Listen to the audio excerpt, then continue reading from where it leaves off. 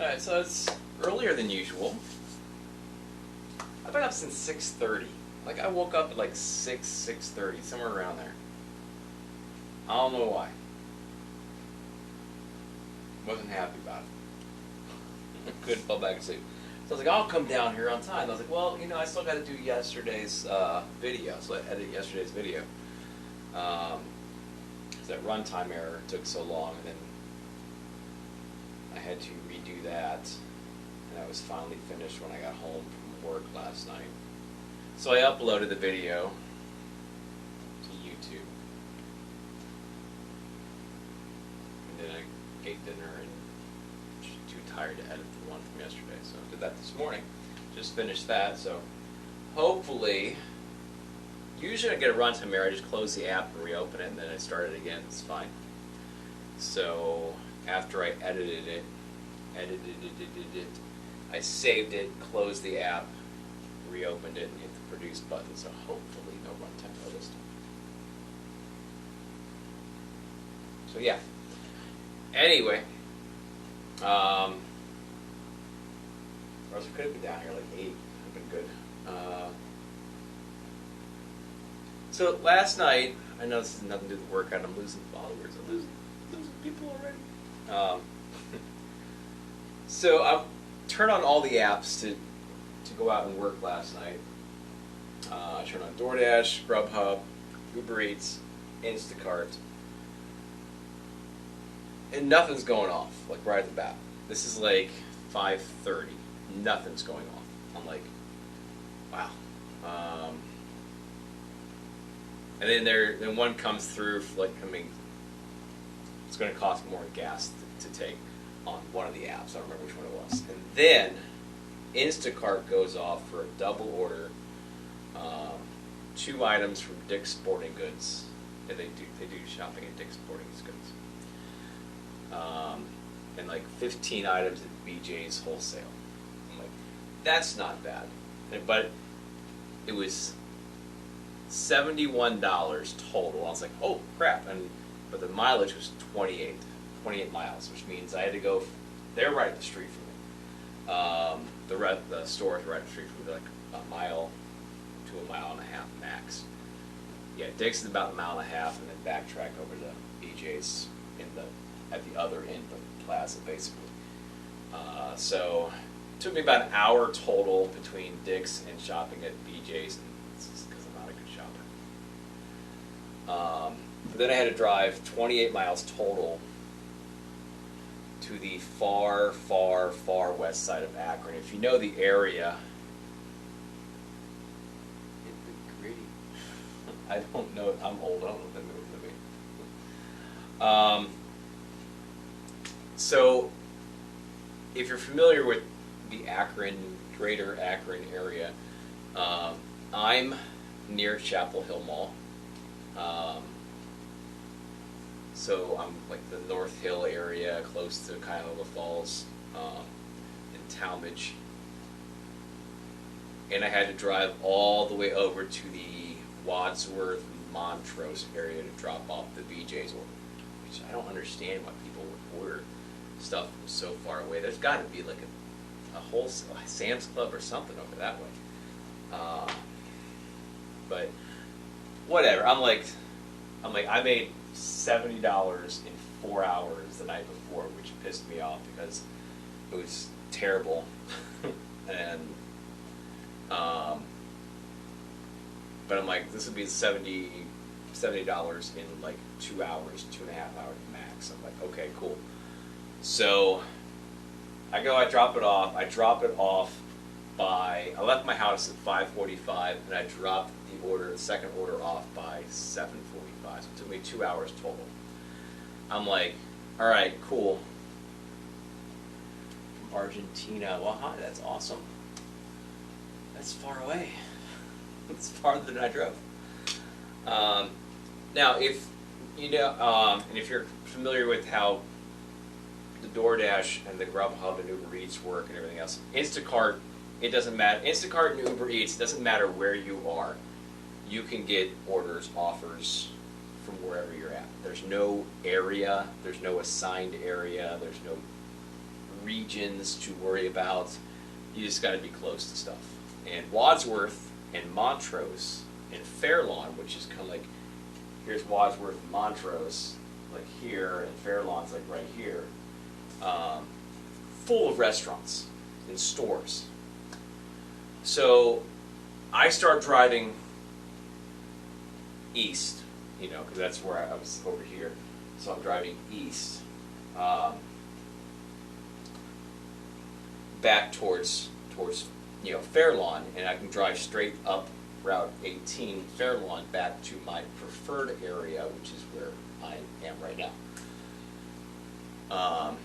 If nothing happens, I got, during dinner time, driving through one of the most dense populated, nicer areas of Akron, I did not get one offer. Now DoorDash, I wouldn't get it because DoorDash's areas are small. So my area is like this here, and then Grubhub's area is like this. So it's like super huge. So this is where I started. This is where I drove to, and I was at the very edge. I was just outside Grubhub's area when I started heading back. It took me about 5 minutes to get back into Grubhub's area. It took me about a half hour to get back to where I was, to where I live.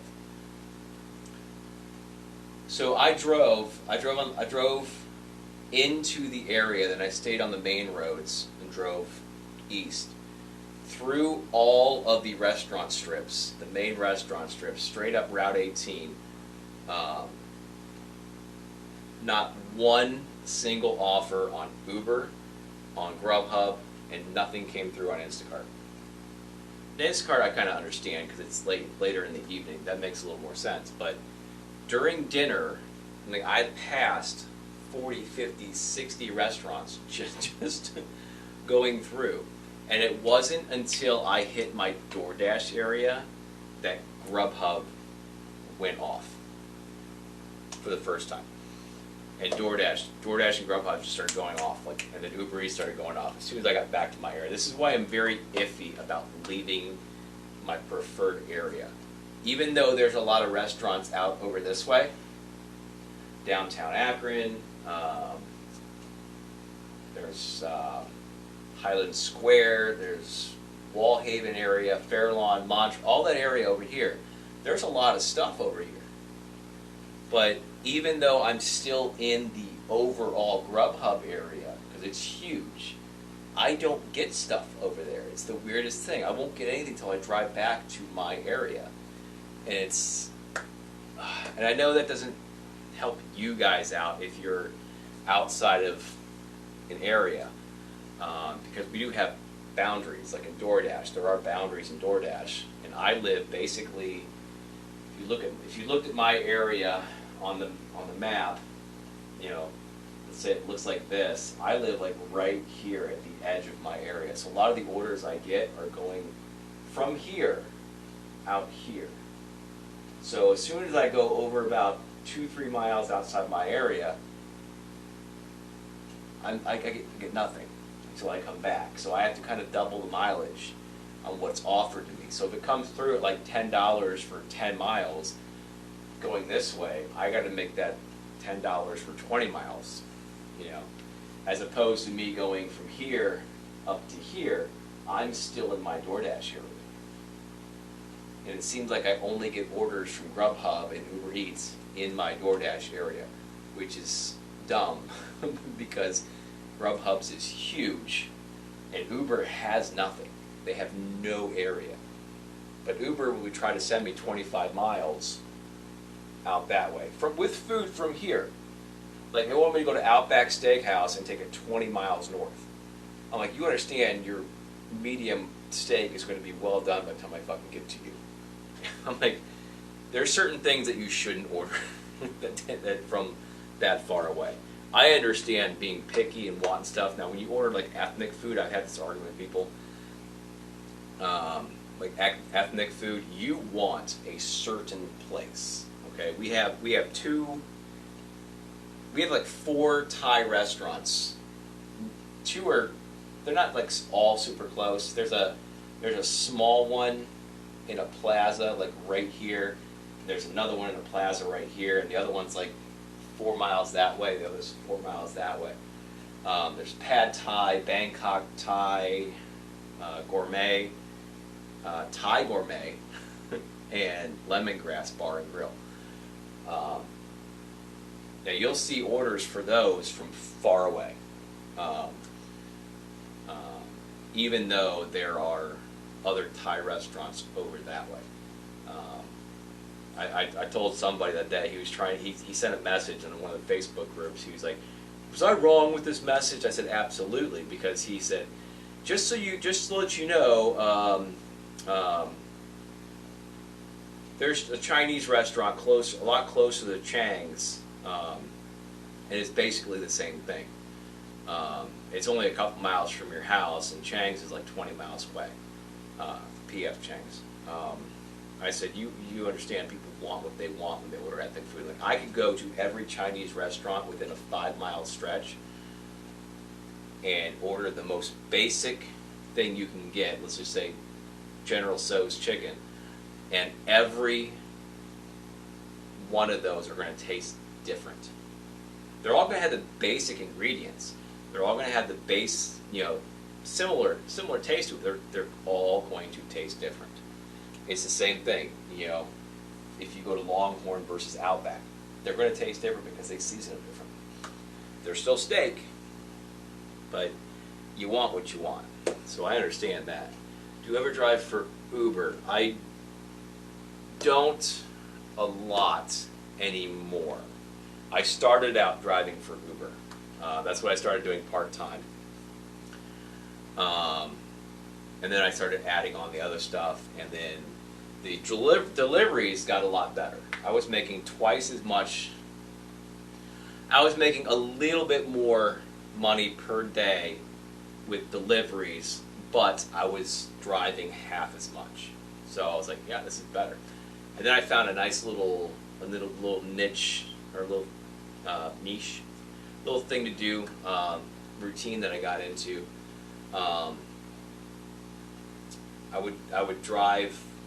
I would do food during the day until about 9:30, 10 o'clock. And then on the weekends, or say Wednesday through Saturday, I would head down to the university bar town, in the bars, and I would take a bunch of college kids to the bars and back and forth.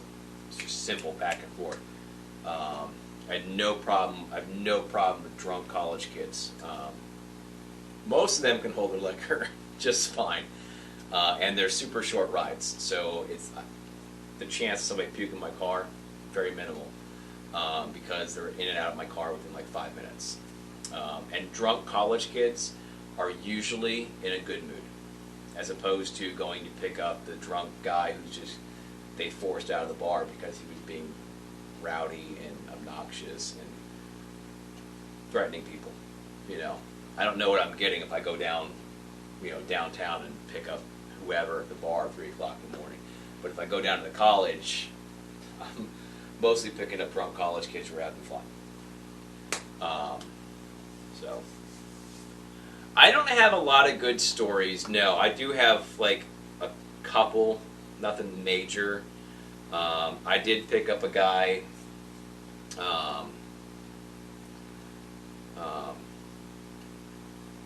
I don't want this to come out wrong, but it was like 3 o'clock in the morning. I get a ride request from a decent area. Basically, there's like no real bars over there, but it was like 2 o'clock in the morning, so I assumed it was an employee from one of the two or three restaurants that were right there that closed around 11, 12 o'clock. I figured it was like a kitchen staff or something. I'm like, okay. As I'm driving by, there's somebody was pulled over on the side of the road. I'm like, okay, whatever. And I'm like, hey, I'm at. It was pinpoint at a restaurant, and I'm at the Burntwood Tavern. Where he goes, you see the cop lights on the bridge? I'm up there. I'm like, oh, fuck. I said, okay. So I get up there, and there's a car pulled over with 2 cop cars behind it. There's 2 people sitting on the curb, just sitting there. You know, nothing's going on. They're just sitting there. And the guy comes walking up to me, and I verify it's who it is, and go take him home. He goes, yeah, man, I gotta get out of there. And this is, again, I don't want this to sound wrong, but it was an older black gentleman. Not like older, probably like, I'm going to say early 50s. Because I know he's like a decent amount older than me. And he's like, I gotta get out of there. I hate cops, man. I hate cops. I'm like, when he starts just, whatever. I'm like, okay, cool. I'm not arguing with him. I'm not doing anything. I've been trying to change the conversation. And not really change it, but I'm like, okay, just agreeing, not, with him, just get him back where he needs to be. And he's telling me this whole story. He goes, yeah, I mean, we got pulled over there. I mean, he's telling me everything, okay? Like he's like spilling his guts, about this whole situation. He goes, yeah, I got pulled over, and my friends go, it's my friend was driving, and they didn't have the registration to the car, and they couldn't get a hold of the owner of the car, so they're impounding the car, and so they're not going to let them go. They got to tow the car, and they got to find a ride, and so I showed them my ID. I had to get them out there. I'm like I hate cops, man. I can't say you're a cop. Cops, and of course he's pulling the whole cops and black people thing. And again, I'm not saying there isn't issues with that. I'm just, this is what he's doing, okay? And he goes, I gotta get out of there. So as soon as I said I can go, I left, and called for a new Uber. And he goes, I'm like, okay. And then this is where I'm like, aha. He's like, yeah, I had to get out of there, man. I can't be around the cops because I got a warrant. I got warrants. And I'm like, what? I get warrant. And so I'm like, okay. If you have warrants, I was like, so if you have warrants, how'd they let you go? He goes, I got a fake ID. And I was just like, he goes, I got my brother's ID. I'm like, and I'm like, I was like, oh, and I'm like, gotcha. And I'm like 5 minutes from his house. I'm like, okay. And I'm like, then he goes, oh, hey, if I get when you drop me off, can I go ahead and request an Uber and have you go back and get my friends? And I'm like, and I was like, well, that's not how it works. They're going to find somebody closer to them to pick them up. And honestly, I've been driving for, 13 hours, and I got a notification saying this is my last trip anyway. Which I didn't, but I did get a notification earlier saying I only had like an hour left driving for the day. But yeah, he's just spilling everything. I'm like, it's like I understand why these taxi drivers have all these stories, because people will just. But I'm like, you're lucky I'm not some sort of narc, because I've been like, hey, I got this guy in my car, he's got warrants, and I was like, oh. But I'm sitting there, I'm like, how can you sit there and say, I hate cops, but then again, I have warrants and I have a fake ID, so I can avoid. I'm like, oh, anyway. My crazy new workout routine, it's called the Mean Spirit. Gets you ripped. You should send me that info if you want. Meat? What does it say? Meat spin. I think I know what you're talking about. I'm looking, I can't see, I'm looking, trying to read it over my text messages. Yeah, I can. One more story. I had 2 pukers which isn't a big. So the first puker I had was some dude brings her to my car. I was downtown Cleveland. I can't find the bar they're at. They finally come out. This dude, he's like got this girl, and she's like skimpiest outfit you could possibly think of. Skinny ass, tiny little thing, and like tight ass mini skirt, crop top, pretty girl. And she's like stumbling. I'm like, and this dude looks like me. Me 3 months ago when I started my workout, all like, bleh, you know, fat, dopey looking dude. But you know what? Each their own, whatever. Brings her out, puts her in the back seat. She's like, and then like makes out with her for like 30 seconds. Walks up to the passenger side. I think he's in the car. Leans to my window, goes, "All right, get her home safe, man," and walks away. I'm like, what? I'm like, you just put a completely obliterated girl in my car in a skimpy outfit with a stranger and walked away. So 2 seconds later, she falls over onto my seat, pukes all over the back seat, and she's like, I'm sorry, and then she passes out. So I'm calling the dude. I'm texting him. I'm calling him like, dude, she just puked in my car. Dude, you need to come get this girl out of my car. Blah, blah, blah. No answer. No reply. I have no idea which bar she went into, and I can't leave her locked in my car by myself to go find this dude. There was 3 bars, all jam-packed. It was after a baseball game, too. So I couldn't. So the only thing I could do was take her home.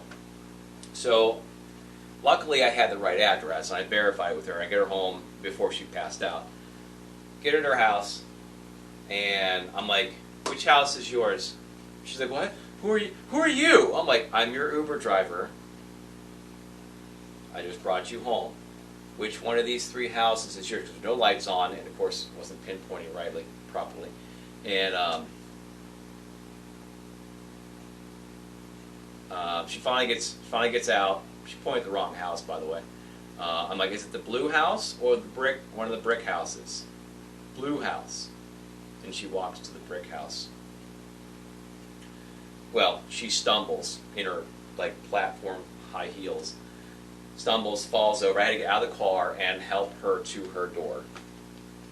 Of course, she's scared shitless because some strange dude is walking through the door. So I held her up as she opened the door. I'm like, are you okay? She's like, yeah. And I made sure I backed off the porch. You're okay. She's like, I'm fine, thank you. And I'm like, have a good night. I was pissed. Called Uber, drove home, cleaned the fuck out of my car, steam cleaned everything, and I went right back out. And then my third story is I had some drunk gay dude hitting on me, which is not a problem. I have no issue with somebody being flirtatious. I don't give a shit. I'm not insecure. I have no problem with it. Until they try to get touchy-feely. Try to give me money. Tried to give me drugs. Yeah. And that's when I mean, he's lucky I wasn't somebody else, because we were driving down a long stretch of road with nothing on it, and it was the middle of January and it was raining. It was like 35 degrees, 36 degrees outside. I could have kicked him out of my car legally, legitimately, with no issue for safety concerns. Kicked him out of my car, and he probably would have passed out and froze. So I took him home and made him get out. As soon as he tried to I'm like, I don't want your money. I don't want that. Get the fuck out of my car now. I'm like, I have nothing against you and what you're doing. I appreciate the fact that you find me attractive. That's fine. But get the fuck out of my car. You've put your hands on me, and you're lucky I am not somebody else, because those are my 3 stories. Those are my 3 Uber stories. Those are the only 3 I have. Anyway. Okay, so I have that one. This is just barbed wire. It says outlaw, and I went through a country phase, cowboy phase. As you can see there's a cowboy. It's got a Texas flag torn behind it. I'm not from Texas. I had every intention of moving to Texas when I was younger, when I was about 20. It says, "Only the good die young." He's holding 2 smoking guns like this. I got an alligator back here. That is a Superman symbol with my son's name and birth date on it. That's a treble clef, and that's kind of hard to see. For music, that's my daughter. It's a heart with a bear, her name, and some roses on it. That's the bass clef. That is I forget how to say it, but that's Chinese. It basically means perseverance or never give up. That one is Japanese. It means Bushido. It's Bushido. Bushido. I'm not going to try to say it right.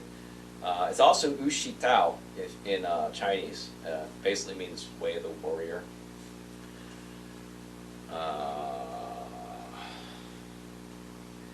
This is going to be hard for you to see it, but that one is the Michael Jackson. Michael Jackson MJ and the Prince symbol back here. So it's a tribute piece for Michael Jackson and Prince. I know they kind of had a rivalry, but. And then this one here is Spider-Man, Venom, and Carnage, kind of merged into one. Those are all of them. Yes, those are all of them. Anyway, so yeah. So I ended up making like $100 last night, so it wasn't a bad night, but it was very disappointing that I drove 28 miles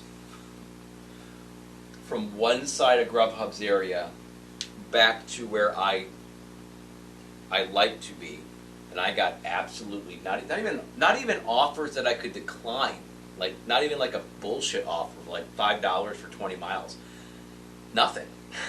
I got nothing until I hit the area I want to be in. I was hoping I would get at least something on the way back, because that used to happen. That used to happen all the time. So I had no issue driving out a certain way because I would usually get something, and it might either be worth it to stay over there, or I'd get something on the way back. But hey, that works. I'm like, I would take a lesser paying order than I would normally take in my area if I'm outside the area and it's coming back to my area, because I'm going to be driving back this way anyway. If I get nothing out where they send me, I'm going to head back to my area. So if I get something on the way back, yeah, I'll take it, just to make money on the way back, so I'm not just spending money on gas. So, but today's Friday, so should be a decent evening, hopefully. Thank you. Okay, so the whole reason I'm down here, let's get back to that. Today is week 14, day 5. We are almost through with the first week of the 3 at 10.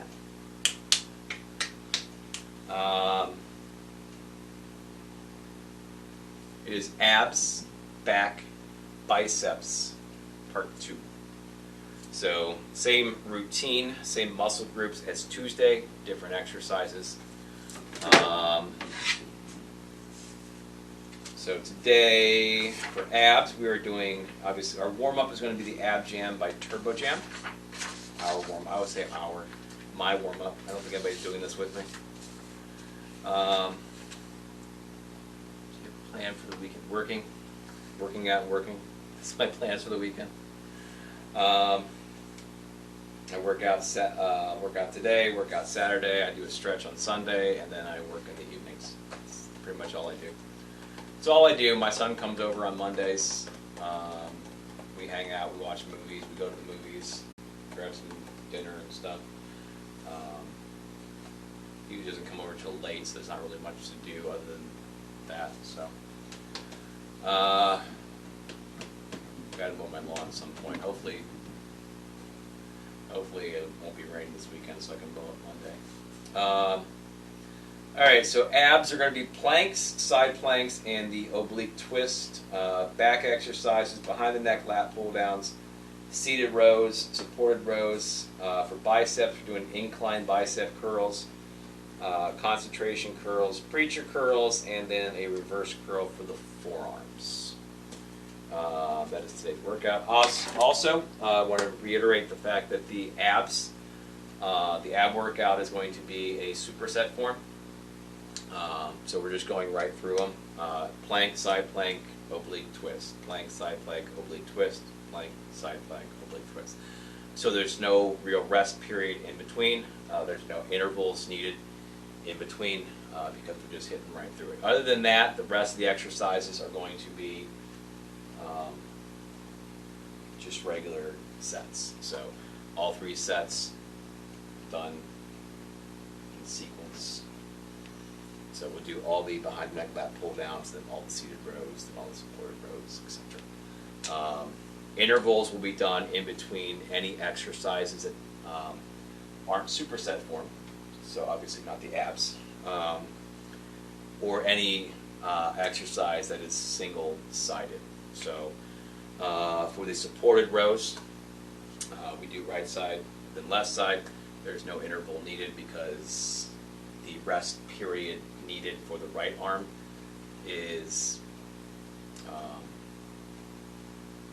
being utilized as we are doing the left arm. So the right arm gets rest, allows you the left arm. So there's no need for an interval to maximize the rest period. So the supported rows, the single arm concentration curls, those 2 exercises along with the ab work will not have intervals, but we'll be doing jogging in place, jumping jacks, things like that in between the first and second and third sets of the rest of the exercises. Seems to be working pretty well for me.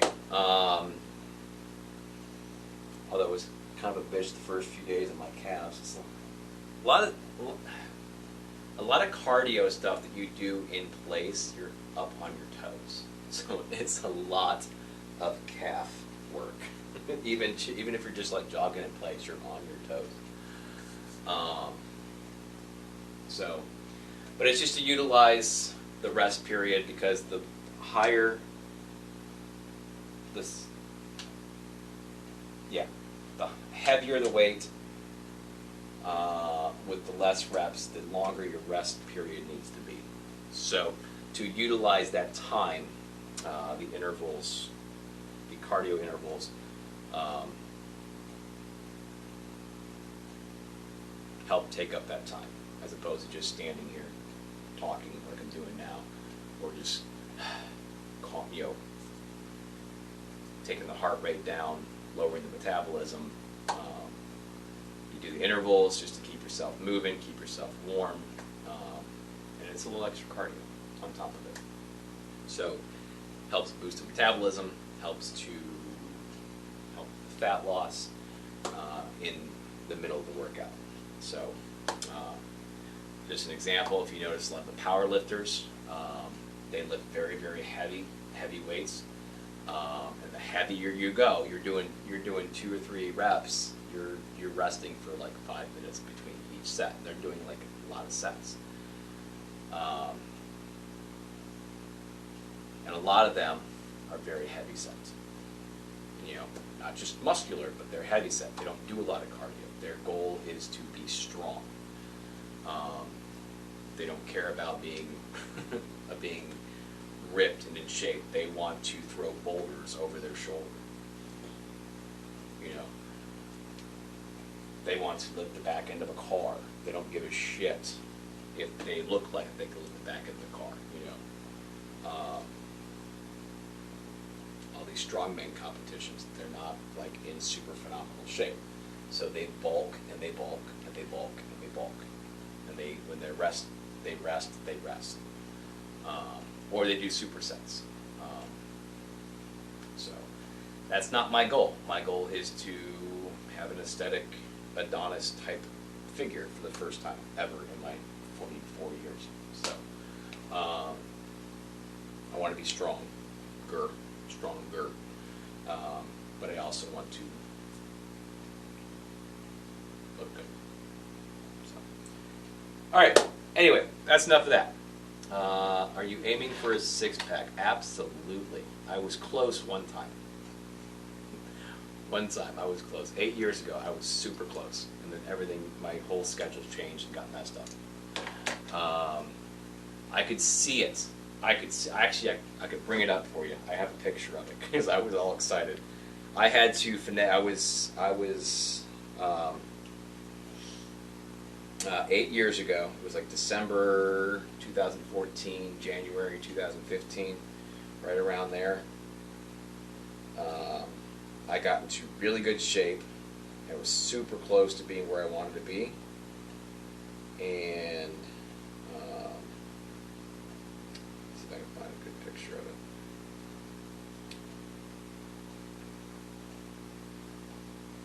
So I was pretty close. I know it's kind of not really the best thing. I got to show the YouTube people too. So I know I usually pop those up on the thing, but I don't want to sit there and edit the pictures in.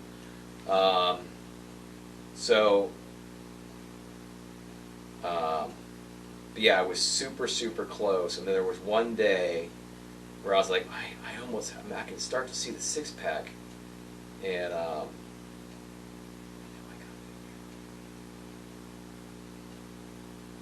that wasn't the picture I wanted to show you, but where is it?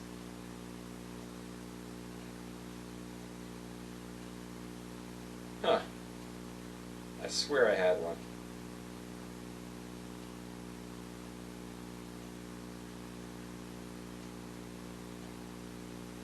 That's weird. Maybe it's this one. There it is. It's hard to see, but I had to I had to get my toes with the mirror because I'm short, and I had to lean back like this, just so my abs would flex really well.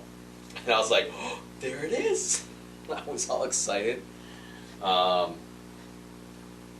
So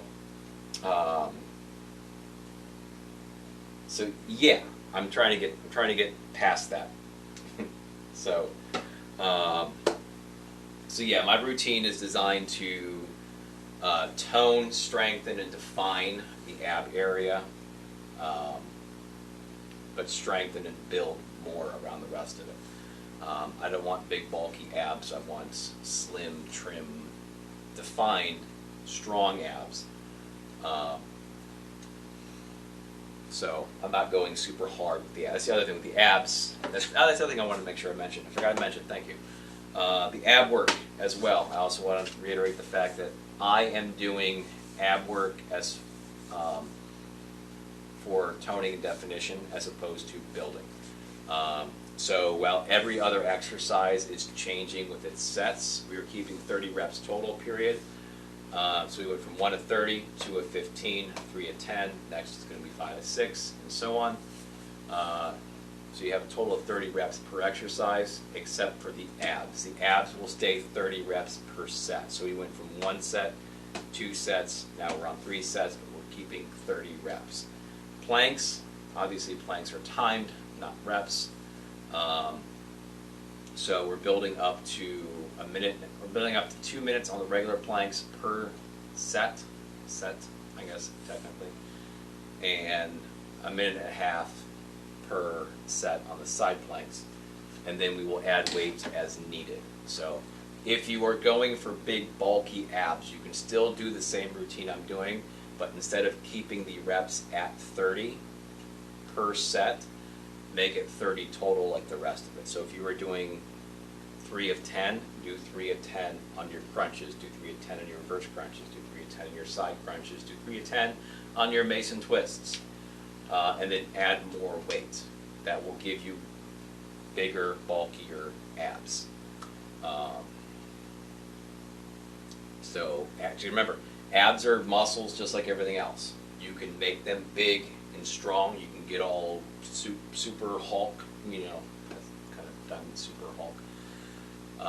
You can go for the Hulk look by building your abs, or you can go for the Captain America, Thor, whatever, the Chris look.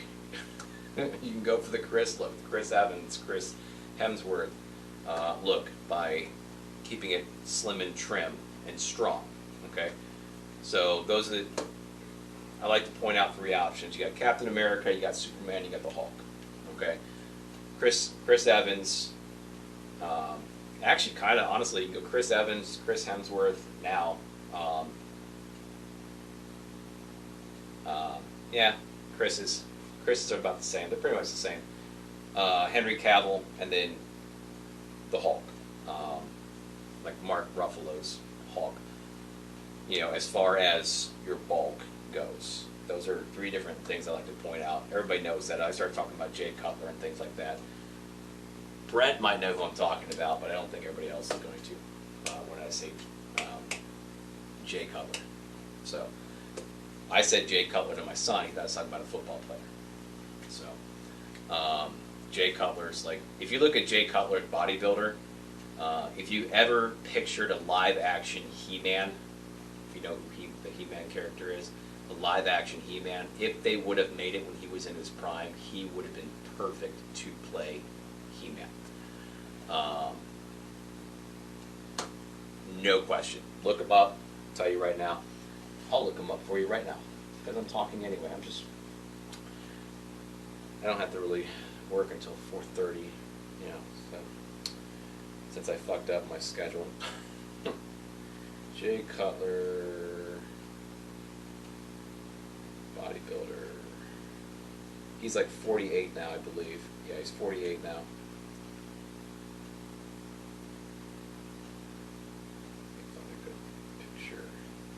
I want a picture of him not like bodybuilding, flexing.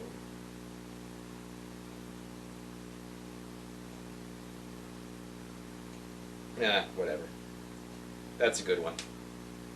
But look at Jay Cutler. This dude is like jacked to the extreme. Again, I don't want to pop it up on the screen there. So, dude, I mean, blonde hair. He looks like a live action He-Man. He would have been the perfect guy to play He-Man. So you can go for the big bulky abs like that if you want to, but you got to add weight. You got to keep, just like everything else, you got to keep your reps low, your sets high, your weight high. You can get big bulky abs like that. You keep your reps high and your weight low, you'll get nice toned, trim, defined abs. I want to start the fitness process, but do you think I have to quit smoking? You should. I'm not going to say you have to, but here's the downside of that. One, you'll be healthier if you quit smoking. The nice thing about quitting smoking is if you don't have any issues, you're probably not really going to develop more issues if you stop. Your lungs will clean themselves out after a while. However, the nicotine is a stimulant, which is weird. It always made me sleepy, which is weird. But technically it's a stimulant. It's like caffeine. And a lot of people have issues with weight gain, fat, gaining fat when they quit smoking because they lose that extra metabolism boost they get from the stimulant of the nicotine. I switched. I'm not saying vaping is better for it. After research has been done, vaping is technically better. Okay, I'm not going to say it healthier. It's better than smoking, but it's still not healthy. Let's go with that. It still hasn't been around long enough to have enough research on it. Like smoking's been around for hundreds of years. Vaping has only been around for like 10, 15 years. you have hookahs and things like that that have been around for a while, but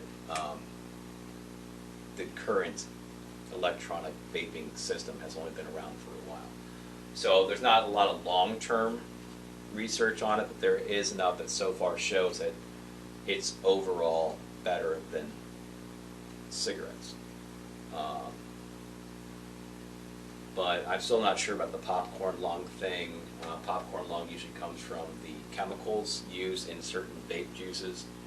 Other than that, I don't know. I don't know for sure. But I did. I vape. But here's my downside of vaping. I never smoked more than a half pack a day. And unless I was drinking. If I was drinking, it was basically I was,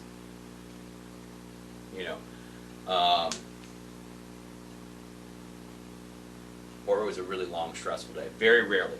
I was somewhere between 8 and 12 cigarettes a day. Like, no more. I could never chain smoke. I could never smoke 2 in a row. I don't care how mad I was, or what the situation was.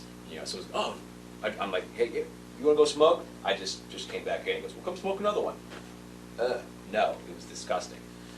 The second cigarette always tasted like shit.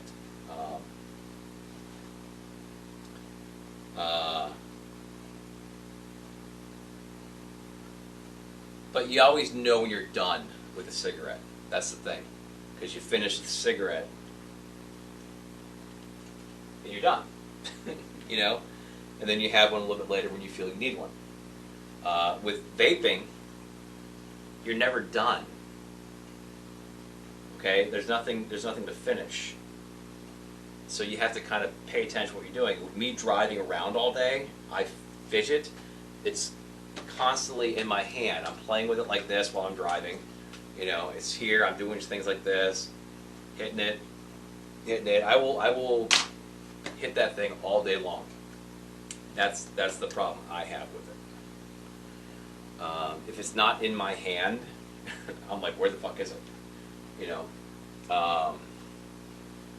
Even if I'm not hitting it, it's just like it's there. It's like, I don't know. And it sucks. So, but you can use it to wean yourself off. If you want to use it to wean yourself off, go to a vape shop, find what they have available to wean yourself. Because you can get different levels of nicotine and stuff like that. You can get it with no nicotine. It is the same experience. It is not the same experience at all. Obviously, the nicotine calms your nerves. One, it's a completely different feeling in your throat. Smoke inhalation versus water vapor inhalation is completely different. It took me like 6 months before I was able to actually inhale the vape, without coughing, like extreme, like it's.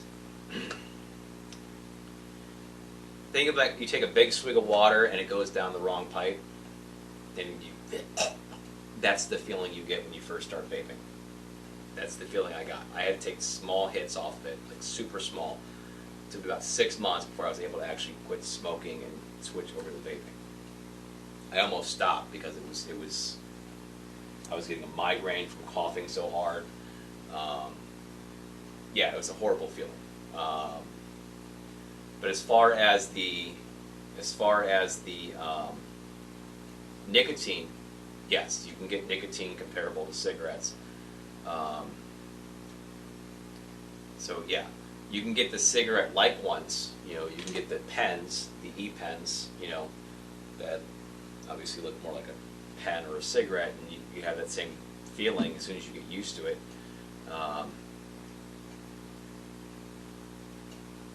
But that's the closest you're going to get to it. The nicotine flavored ones, the tobacco flavored ones, do not taste like tobacco. Don't get the foo-foo stuff. get the sweet stuff. Get the like the strawberry cheesecake. Get the bubble gum. Get whatever goofy flavors, childhood kid flavors that you like. Okay. I'm like, well, I don't want all that blueberry muffin shit. I think that's stupid. I'll try the nicotine stuff. You know, I'll try the tobacco. The Virginia tobacco sounds great. I'll get that one. It tastes terrible. Terrible. Nothing like tobacco at all.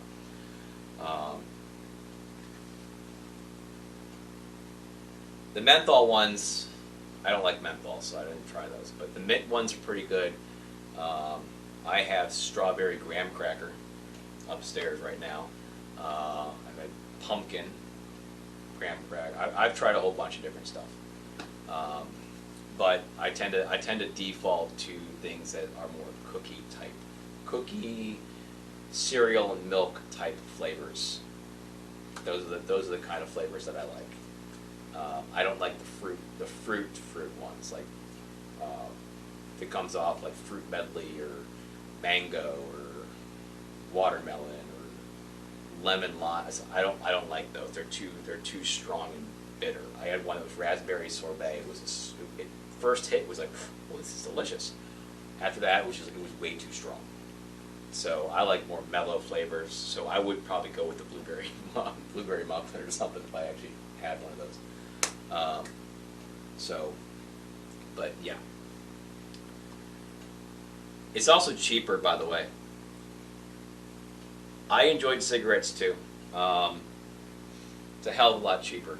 Even when I sit there and hit that thing all day long, I probably spend between pods, because I buy the disposable pods for mine. They're refillable. I spent about $20 for a thing about that big, and I think it's $8 for 2 packs, and you can fill them up quite a bit. And I probably fill it up maybe once every 2 to 3 days. So I spent like $28, probably 2 to 3 weeks on this stuff. Hell of a lot cheaper. Considering even if I smoked half a pack a day, when I quit smoking, it cost me basically $5 a pack. So I was spending $5 every 2 days. So yeah, it's a hell of a lot cheaper. Plus, here's the other benefit. You don't have ashes everywhere. I hated cleaning my car. Ashes everywhere. Clothes don't smell like cigarettes. Your car doesn't smell like cigarettes. You don't smell like cigarettes. There's a guy I worked with that was, I hated it. I hated him coming anywhere near me. I used to work with this guy. I'm not going to say I'm the best person about getting my laundry done on time, or even getting it out of the washer in a decent amount. I will wash my clothes 3 times because I forget to take them out of the washer. But this guy, he would come to work, and between him and his wife and his kids, nobody could take the clothes out of the washer. So he smelled like mildew because his clothes. He drank coffee all day, and he smoked all day. He smoked like a chimney. So this guy was probably this. He smelled like mildew, coffee, and cigarettes, and ashtray. It was disgusting. I did not want to be around this guy. Nice guy, kind of. Hard worker. Knew exactly what he was doing as far as his job. He was, he could fix, or he was a technician. He could fix things easy. Like half the time it would take anybody else to do it. And it never came back. Sometimes it came back, but everybody has mistakes. But, oh, God. But But yeah, he would smoke half cigarettes, you know, and then save it, and that's the worst thing you can do because that thing fucking gets disgusting and the smell and just his truck was disgusting, covered in ashes. It was just so he was covered disgusting. So yeah, that ashtray smell is gone. I still love the smell of a freshly lit cigarette. Freshly lit cigarette. So when someone lights it up, I'm like, oh, it smells good, you know. But after that, you know, I don't want to smell it because then it's like, oh, you know, you get that whole like getting you the ashy smell after the cigarette's been burning for a little bit. So yeah. But yeah, if you want to quit smoking, you can try the gum, you can try the patches. If you enjoy the feeling of smoking, vaping is going to be your closest option. That's better. You can even get if you want to quit the nicotine, you can even get no nicotine.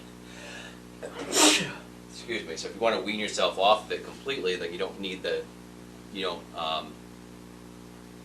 want to stop the addiction to the nicotine. You can start with the strong ones. You can move down a couple steps to your no nicotine, and then you just got to stop the habit of the smoking. My dad quit smoking probably about 10, 15 years before he passed away. But he always had a toothpick in his mouth afterwards because, you know, the habit of having something there. A lot of people switch to chewing gum because you have something in your mouth constantly. So if you chew gum, you know, you're really not wanting to smoke a cigarette because that's just, have you ever done that? Chew gum and then smoke a cigarette while you're chewing the gum? Oh. You want to talk about saving that ashy flavor, that ashtray flavor right there, right into the gum. So a lot of people will chew gum. A lot of people will chew on toothpicks. My dad kept a box of toothpicks in his car. People will just chew on into the pens all the time. Things like that. So, but yeah. So yeah, you don't have to quit smoking to get into shape, but it's a good idea. Vaping is not better, but it's better than smoking. If that makes sense. It's not healthy. It's not a healthy choice, but it's better than smoking cigarettes.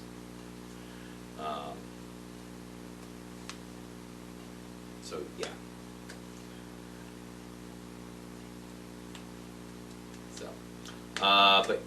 But yeah, it took me about, like I said, it took me about 6 months. I would honestly go to the gas station. They always have deals on stuff. I started with the Jewel stick, but of course that whole genre that whole thing got fucked up because once the kids realized they could hide it, you know, oh they're pandering to kids, blah blah blah blah blah, you know, whatever. I liked that tiny little stick. I loved that. I was one of the first ones to have it. Nobody knew what the fuck I had in my hand. So I could walk around carrying it in my hand. It wasn't a big deal. No one knew what the fuck I had. I thought I had a pen or a USB stick in my hand.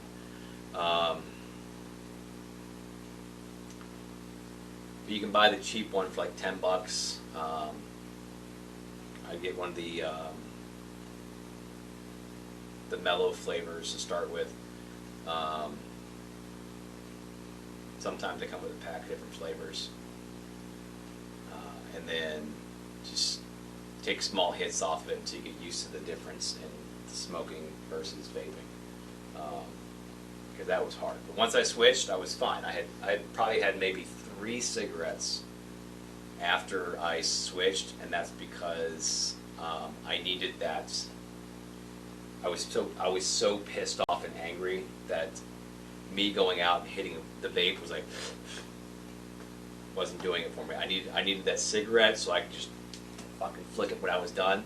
I needed that whole experience because, you know, if you're pissed off, you go smoke a cigarette, calm down. You know, because one, it calms your nerves, but you have that whole experience of smoking the cigarette, flicking the butt, you know, finishing the cigarette, It's like a whole calming feeling. So it's like a meditation session basically. You got 5 minutes, done, flick it, you're done, go back to work. You can't do that with a vape. You can go calm down, that's fine. Calm yourself. You got to get into a routine. But I needed that cigarette thing to flick the cigarette at the end and go back to work. So probably about 3 times, and it is. Let's see, I quit that job in 2018. So it's been about 4 years since I've even touched a cigarette. So yeah, that's that. All right, so I'm going to get this started now. So, but yeah, I would if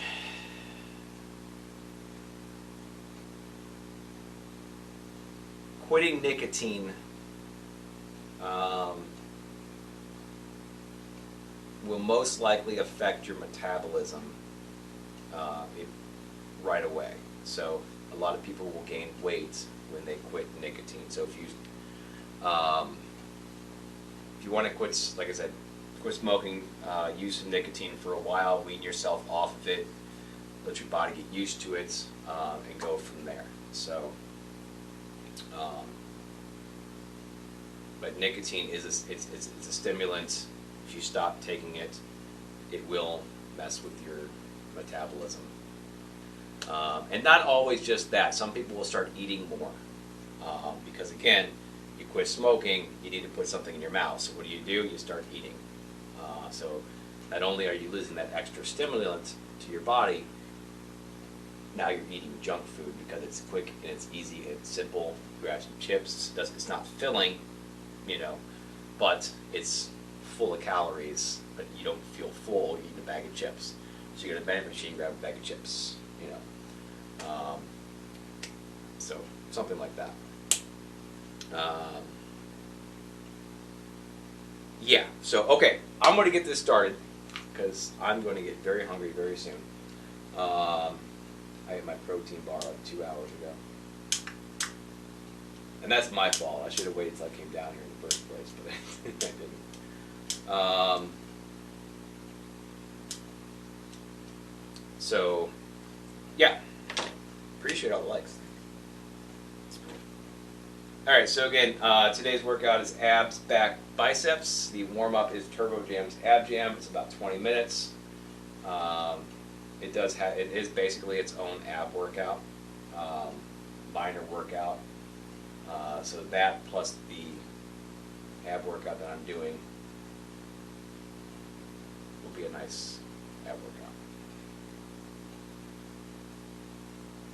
I'm just kind of dreading doing 3 sets of planks.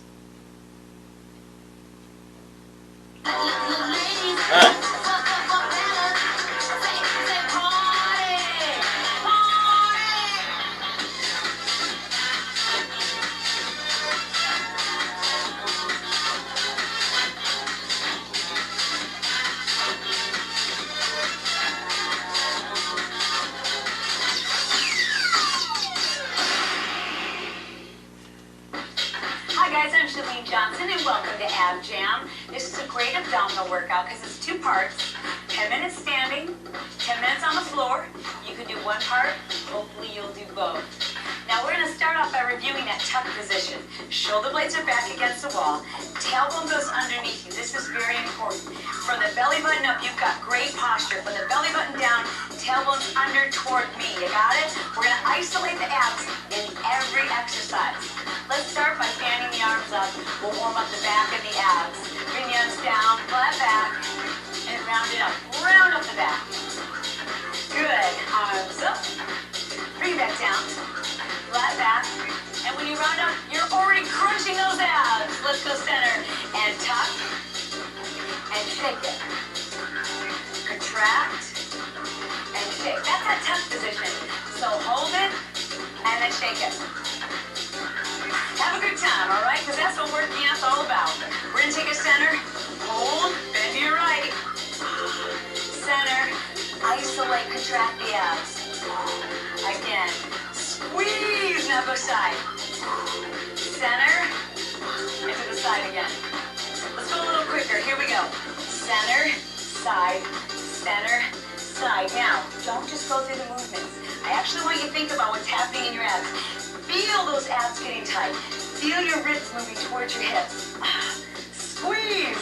Let's do another set. Come on down lower if you can. Center, side, obliques. Every time you bend to the side, think six-pack, baby. The kind of a six-pack that looks good in a bathing suit. Squeeze, up, squeeze, up. Nice job, guys. Stand the arms up. Bring it down. That's a little rest for your back. Down the slide. You can take it anytime you need it. Do it again. Arms stand up and down. Flat back and all the way up. Now, hands on your hips, bend side to side. Got that? So figure out where your rib cage is and bring it toward your hip bone. Hands on your hips. So rather than leaning from side to side, crunch side to side. Okay, come on, guards by your face. Side, side. You can stand up tall if you want, or work the legs at the same time and bring those elbows towards the thighs. Now, what I'm not doing is leaning forward. So we're not here, we're here with the shoulder blades against the wall. Start to circle the arms around. This is a rotation. Yeah. Make it a figure eight. Come on, tap those heels. Are you having a good time? That's the best way to work your abs. When you're just kind of dancing, enjoying the music, but feeling those abs get tight. Same thing with the bigger arms. Row, row. Stand up tall in the upper body. Tailbones underneath. That's the tuck position. That's the secret to all of these exercises that work the core. The tuck helps you isolate the abs and avoid straining your back. Here comes the elbow. Down, then wrap around. Again. Down, wrap around. Good. Down, behind your hip, wrap around. Do it again. Down, behind your hip. Other way. Down, wrap around. Good. Behind your hip bone. Now like there's someone standing behind you. Down. A little higher. Again, low. A little higher. Let's go to tempo. Right. Right.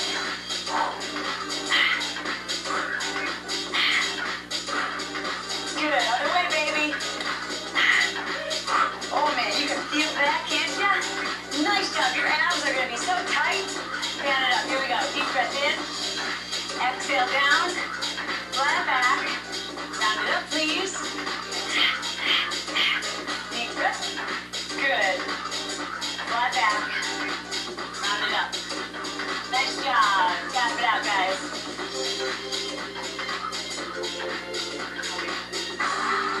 All right, guys. I'm going to take you nice, wide into that plie stance. Like you're riding a wide horse. Got your hands up nice and wide. This is the wheel, and it's taken from capoeira. We're going to do this 4 times. It is 4, 3, 2. Now, hands on your hips. Good job. Now, to make it a little easier, you can make the wheel smaller. Don't bend as deep together. Okay, you want to do that again? Let's do it. Now, hold up a little longer this time. We're going to do 8 of them. Tuck the tailbone underneath. You're in that tuck position. Shoulders are back. Hands on your hips. Good. And think of this as a side crunch. It's not leaning to the side. It's crunching to the side. Let's go right, left. Right, left, and then together. Again. The wider you take your arms, the more intense this is for your abdominals. So be ready for it. Again. Let's go the other way. Let's make those abs nice and flat. Bending to the side really works the obliques.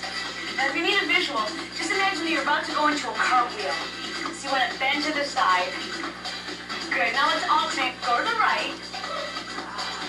And together. Now go to your left. Oh, yeah. You feel it? Shoulders are back, right? Tailbone tucked underneath. You're doing awesome. Can you keep going? I know you can. Let's do it again. Right, left, right. Other way. Right. Beautiful. Do it again. Right, left, right. Come on, tailbone under. You're almost there, baby. Here we go. We're gonna row. Big arms. Row like you're rowing a giant canoe. Stay right. Good. Stay right again. Arms Now I want you to put your sword away. That's it. Powerful warrior. Other way, baby. Put it away. Good. Lean back a little bit. Squeeze your glutes. Work those abs. Tighten and tone the midsection. We're going to the right. Now back to your left. Oh man, you can feel that in your obliques. Your rectus abdominis muscles right down the center of your abs. One more time. Get ready, guys. We're gonna punch. Right, left. 1, 2, 3, 4. Zigzag, lift your hip. All right, focus on lifting your hip, not your knee. Crosses. Zigzag, lift that hip. Nice job. Cut that in half. 1, 2, lift the hip. Lift. If you think about lifting that hip, you are gonna tighten up your obliques. Think of the knee as just kind of coming along for the ride. You got it. Come on, baby, last one. Take the back flat. Round it up. Do it again. Flat back. You can do this anytime you need a little break. Flat. Round it up. Last time. Then we're going to cross, starting with your left hand. Left hand, let's go. 1, 2, 3, 4. Zigzag, lift your hip. Oh! Did you feel it? Lift your hip bone. Bring your hip bone to your rib cage. That's nice. Do it again. Yes. Perfect. Now cut that in half. 1, 2, lift. 1, 2. Crunch. Crunch. Look down at your hip. Crunch. There you go. Crunch. Crunch. You feel it? All right. Shake and shed, baby. Shake it. Oh, nice. This is a great way to really trim your waistline. Don't give it too much fun. Just have fun. Take it to the music. It'll happen naturally. There is no right or wrong way to do this. Now squat. Down and lift. Down. Got your W over here. Remember that position. Good. This elbow comes behind the hip. Nice. Squeeze. Squeeze. Singles. Down. Up. Up. Now, if you want, you can tap that toe down. When you've got your balance, hold it up. Lift. Lift. Lift. Want to go the other way? Okay. Down. Lift. Down. Lift. Good. Take a look at your imaginary opponent. Show them how tight your abs are, baby. Show them off. Here we go, singles. Down, lift, lift, lift. Yeah, come on. Balance, baby, balance. We can do it. Hold on to it. Hold it, hold it, hold it. Go. Tight abs. Lift it up, and down. Nice job, flat back. Good job. Do that again. That's a nice little break for your back, for the abs. Flatten it out. Round it up. All right, tap it out. That's it for your standing abs. I want you to grab a mat or a towel, bring it back to the floor. We'll do some ab work on the floor. That's awesome stuff for Turbo Jam. Nice job, you guys. Great job. We're going to take some of those exercises that you did in the standing routine and bring it down to the floor. So go ahead and lay back. Get comfortable. Take your feet shoulder width apart and your hands, I would say, right next to your hips. And we're going to begin this exercise from your belly button down in just the tuck. Here we go, tuck. Tuck and release. Tuck and release. And everything we do, you can modify it. So if it doesn't feel right, you can modify by watching Mindy or by watching Anarita. They'll show you how to make the exercises just a little easier until you build the strength you want. Let's crunch. Hands behind the head, making sure that you're not pulling on the neck. Your neck should be relaxed. Your hands are a light touch behind the head. Good. 4 more. 2 more times. Try to keep your head elevated the whole time. And we'll go right into a single leg stretch. Right leg. And switch. Good. Head is lifted. Shoulders are lifted. Again. Now let's go to singles. Ready? Press that knee away. Adding the resistance is really going to work those abs. Of course, you can put your hands behind your head anytime you need to. Now lock up and do elbows, side to side. Another way to make this easier is to take your legs straight up to the sky. The lower you take the legs, the harder it is. Most advanced, arms side to side. Good. Wave your hands in the air like you just don't care. Come on. Work those abs, baby. Good job. Do 4 more. Let's go. 4. Good. 3. We can make it. Then we do our leg drops. I love this exercise. Legs all the way up. Drop to one side. We're going to roll up slow and control. Roll back slow. Legs back to center. Good. Do it again. Other side. Roll. Lift. Control is the key. You're going slow and you have total control. And now we bring it up a little bit quicker. Here we go. Up. Touch. Roll back. Center. Drop. Roll up. Roll back. Center. Another set. Come on. Up. Lift. Roll back. Center. Over. Lift. Good. Now we go to crunches, guys. Here we go. Lift and back. Head and shoulders lifted up off the floor. These are 2 counts or singles. Now we slow it down just a little bit. Up slow. 1, 2, hold it, and back. It is never too late to get the abs that you want. It really means just watching your diet, making sure that you're eating healthy food, you're doing your cardio, as well as your ab routine. All right, last one. Let's take a little break. Arms reach over your head. Legs reach out nice and long. Don't go anywhere, though. We're not done. That's just a little stretch, and you can take that anytime you need it. Okay, guys, you ready? Walk your hands up the legs. 1, 2, 3, 4. Now lift the knees. And then slide or walk it back down. Good. Walk it up. Now you're not sitting all the way up. Maybe 35, 45 degrees so that you're really feeling your abs, not your hip flexors. Good. Do that again. And this time, you can lift the arms as an option. That's more advanced, so you keep the hands behind the knees if you want. Walk it back. Yeah, baby. Can you do it again? Come on. 1, 2, 3, 4, and lift. Lift. Lift. Walk it back. All right, next time we're going to snake it back. Are you ready? 1, 2, 3, 4. Lift. Lift. And you're wondering what the snake is? We'll show you. Ready, guys? Oh, yeah. Come on, walk it up. Hey, hey, hey. Hook. Hook. Snake it back. All right, guys, stay here. Bring the knees all the way up, hands behind your head. And I want you to bend to the right. Bend to the left. Good, now go to singles. Here we go. Side, side. Head and shoulders are elevated. Remember, you're bringing your heels toward the elbows. Your knees and the lower leg are sealed together. And lift, and lift. Come on, bend to the side. Okay, don't go anywhere. Stay on one side only. Tuck, tight. You're bringing your heels towards your elbow. You feel that? Oh my gosh, right there in the obliques, baby doll. Switch and go the other side. Hang on. You're almost home. Do it. Lift, lift, and go obliques. Big tight flat abs. Oh yeah, you made it. Stretch it out, arms overhead. That was awesome. Oh my gosh, you're gonna feel that tomorrow. Good job, guys. Stretch it out.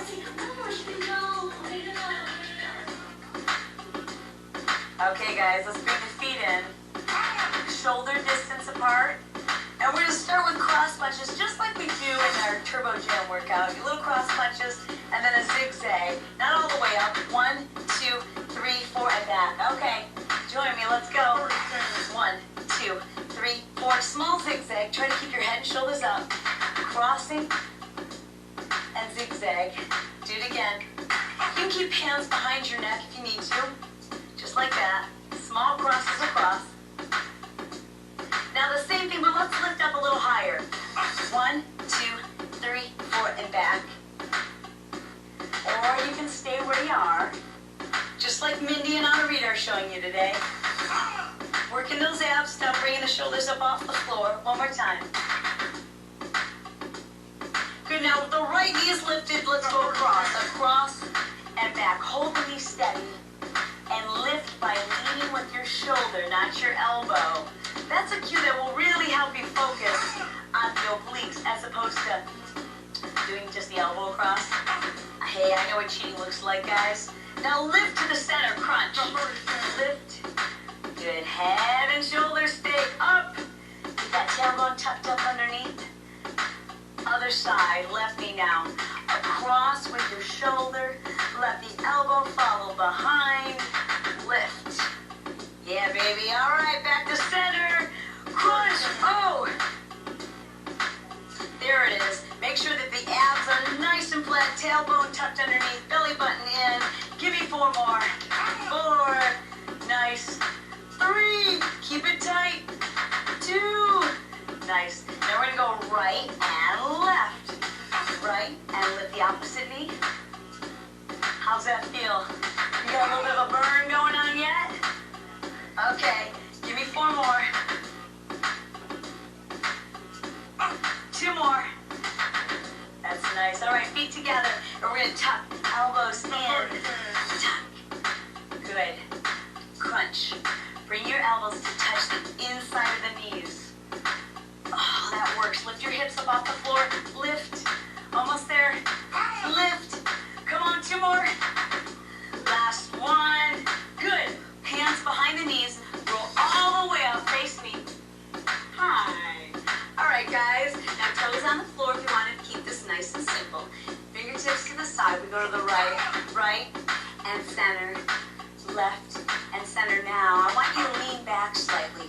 So you are behind those 2 bones, which we call the sits bones, and you're on the fleshy part of your hips, back on the derriere. Nice. Now we're going to do this with a little pulse to the right, then center. Good. To the left and center. Take a break if you need to, or keep going. Side, center. Good. Do it again. Left, center. Oh, can we do one more set? Can you do it? Stay with us. You're doing awesome. It's going to pay off. I promise you that. You're going to have nice flat abs, a 6-pack to show off in your bathing suit. Hold it. Last set. Come on, guys. You can do it. Hang in the last one. Back to center. Hands behind your knees. Round back and away. Lift all the way up. Swing your legs around. Come all the way down to your hips. Good. Now just press up, stretching the abs, or all the way up into up dog. Oh my gosh, that feels so dang good. Shoulders are down away from your ears. Knees down, press all the way back. Child's pose.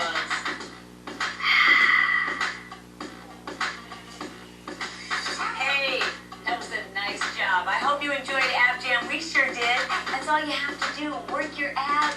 Make sure you eat well and work out with me. I'm glad you had a good time. We'll see you soon.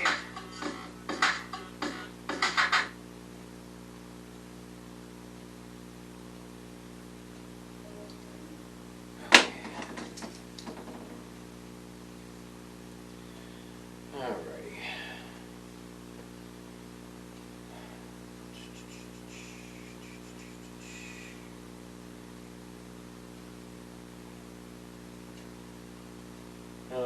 Let's see here.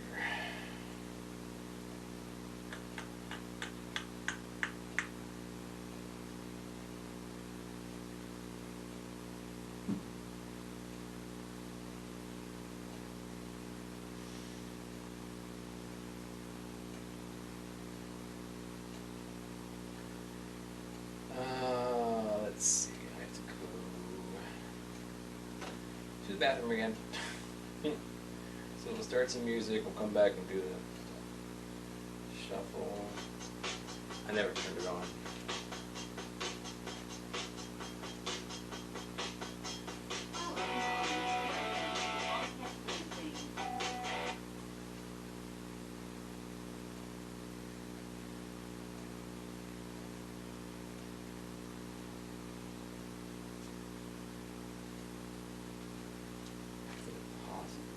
Paused it.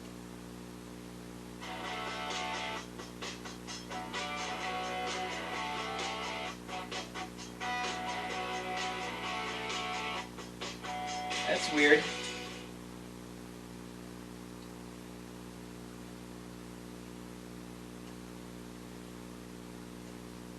Sure, connected for calls. That's weird. I would have only connect for calls.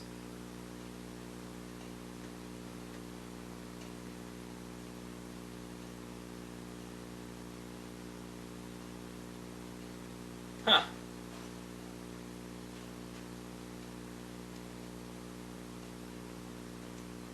The only one I have set up for only calls is my car radio. Welcome to all text messaging. Because I play the music off my other phone. That way it's not interrupted by loud messages, text messages going off and notifications going off from the various apps that I'm using while I'm working.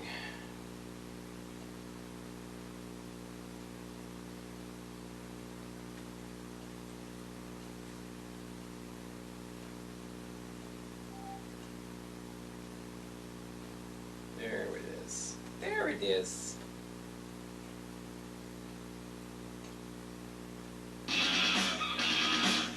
Okay.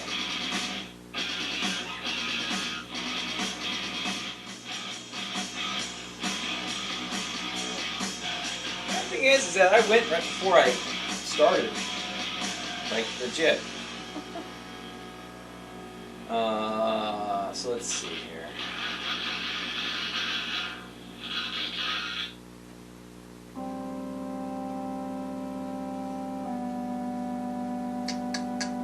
Let's try to find something here real fast.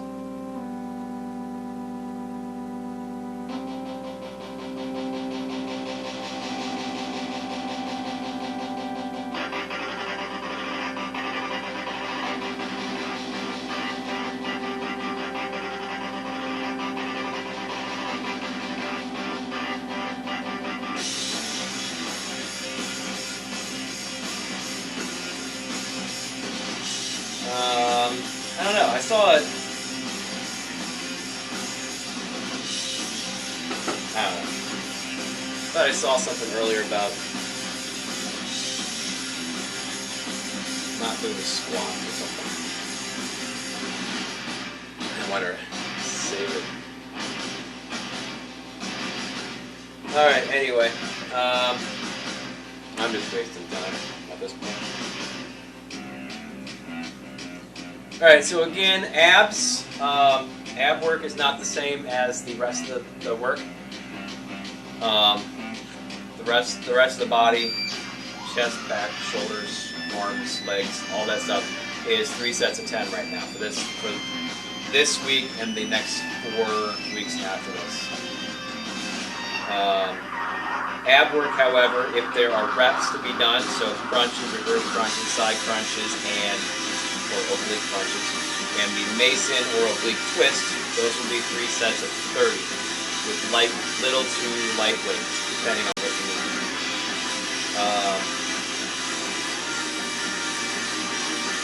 And then planks will be 3 sets of whatever time frame I have listed for.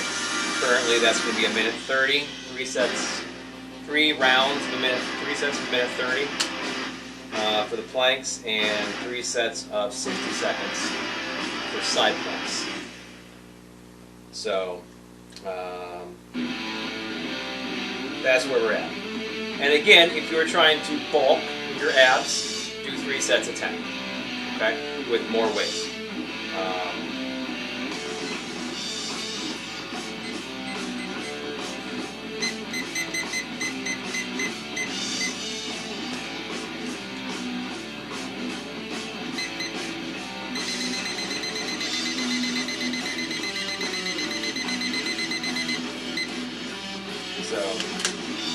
So yeah, so today we're just doing planks and we're doing Mason twist. So 1 minute 30 for the planks, 60 seconds, 1 minute for the side planks, oblique planks, and then we are doing 3 pounds, 3 pounds for the Mason twist, 3 sets of 30.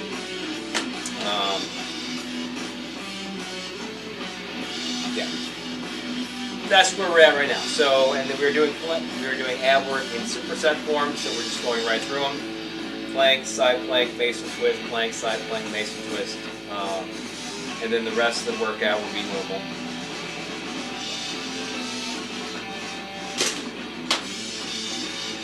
Alright, so I have this down here so I can do all my notes while we're doing the superset, and then go from there.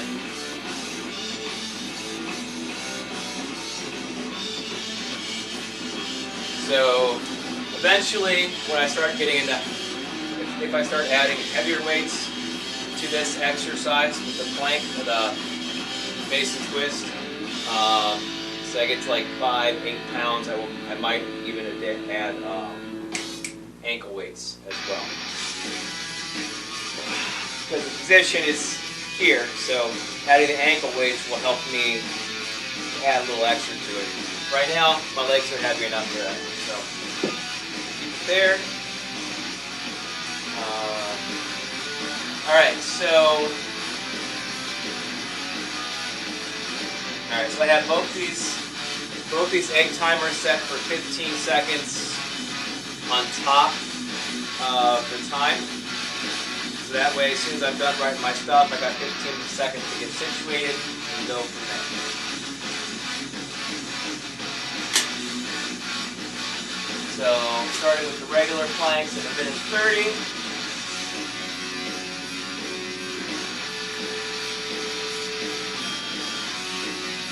15 seconds isn't as long as you think it is.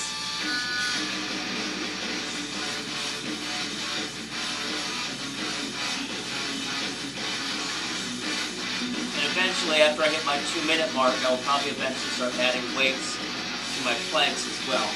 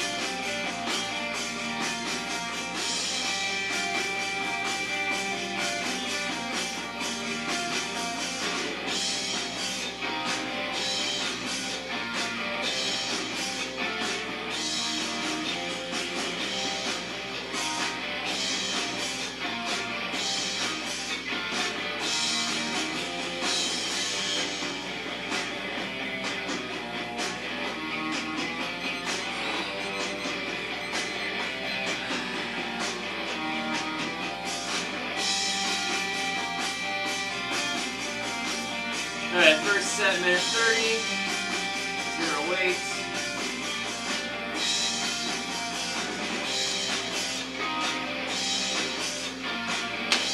And we'll do that again for the second one. I was shaking like a bitch on that one. Alright, so side planks. Minute each side.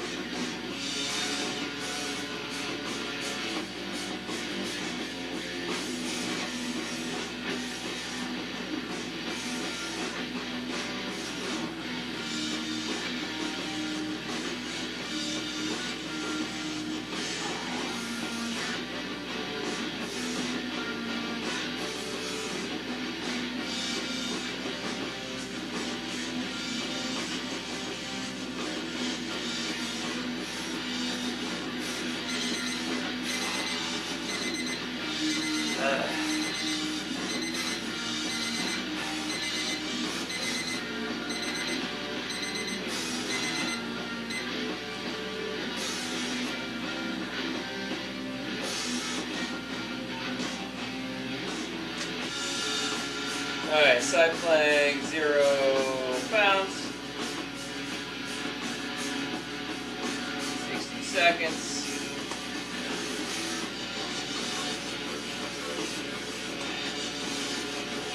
Since we're adding a set for the first time on top of what we were doing before, because last time we were doing 2 sets with the exact same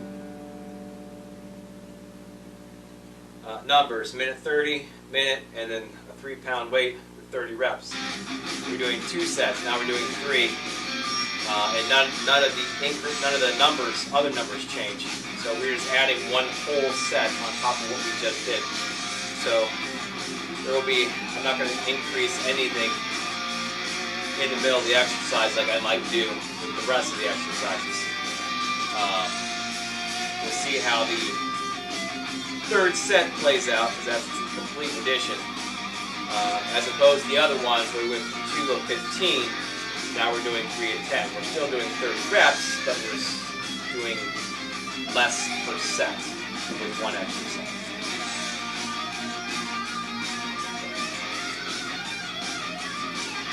Alright, anyway.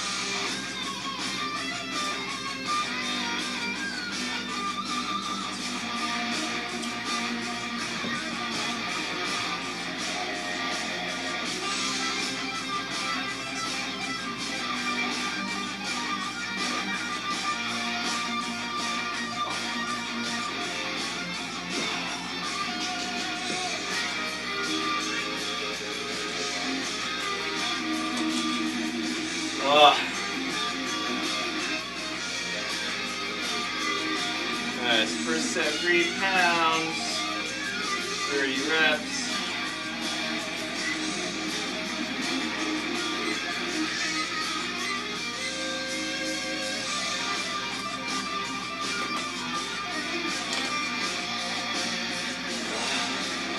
Grab a drink.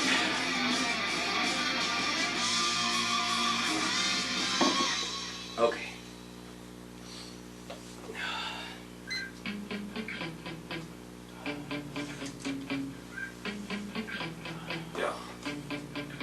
Sometimes I get so mad, there's no control of me. My thoughts get so bad, I'm like, I might grab a bat, I don't know, my blood boils over like, oh God, here goes. I lost all feeling from my head to my toes. You said some shit that I can't let go, so just stay tuned for the rest of the show.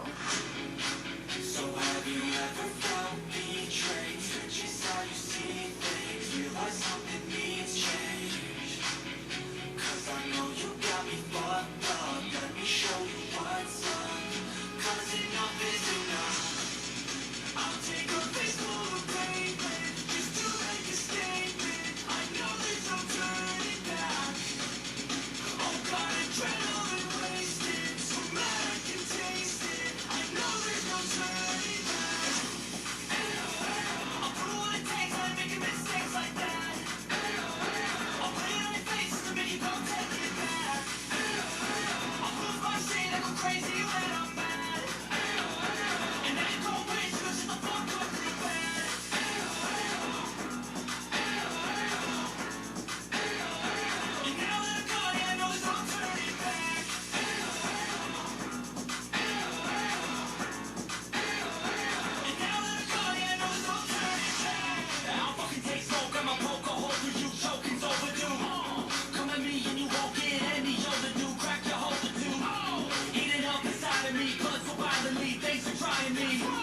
Now it's finally time to see how this rivalry becomes my dynasty.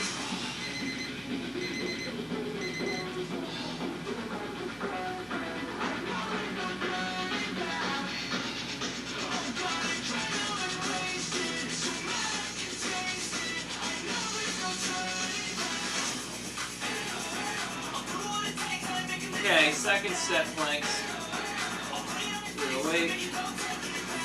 30.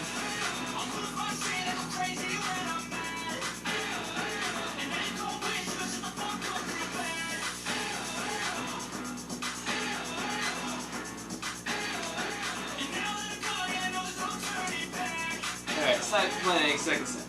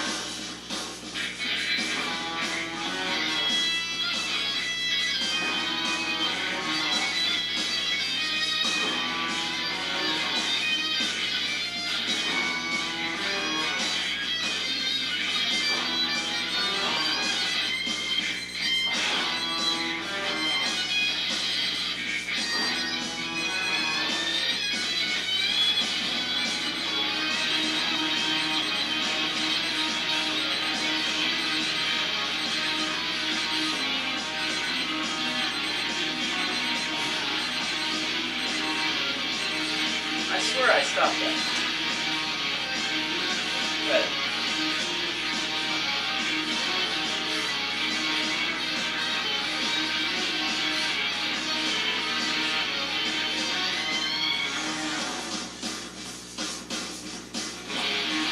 So after this segment, I gotta go from 3 to 5.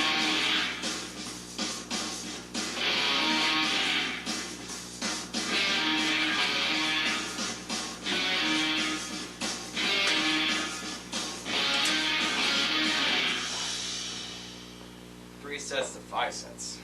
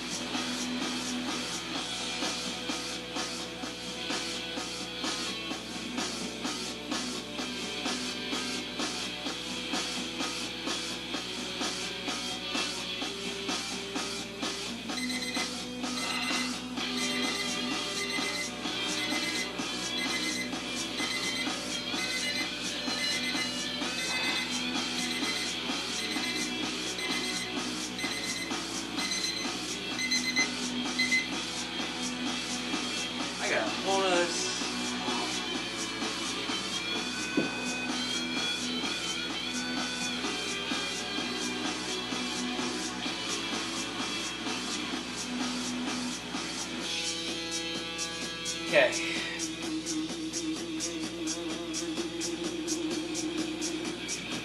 I'm not even done with the second round yet.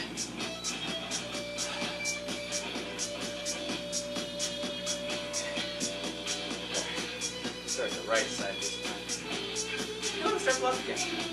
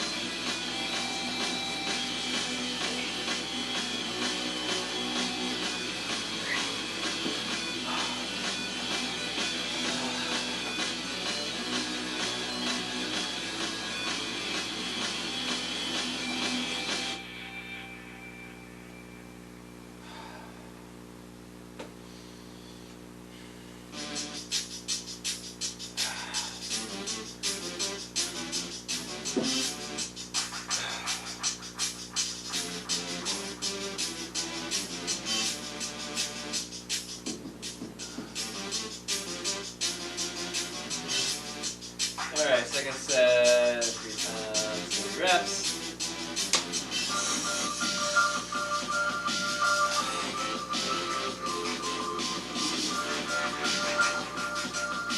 Oh, one more set.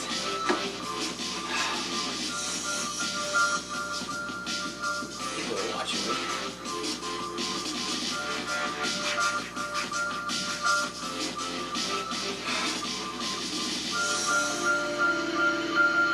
Okay.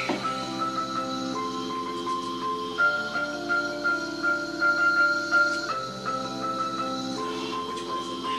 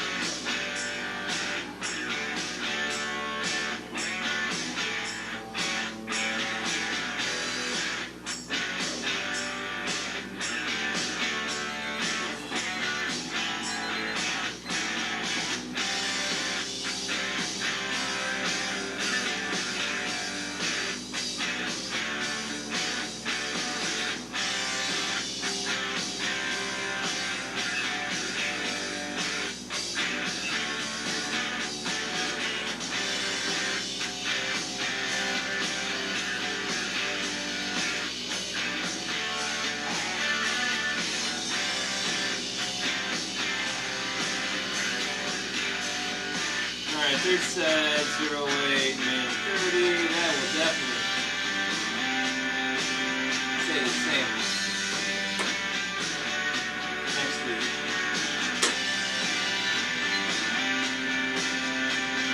Alright, last set, oblique planks, side planks.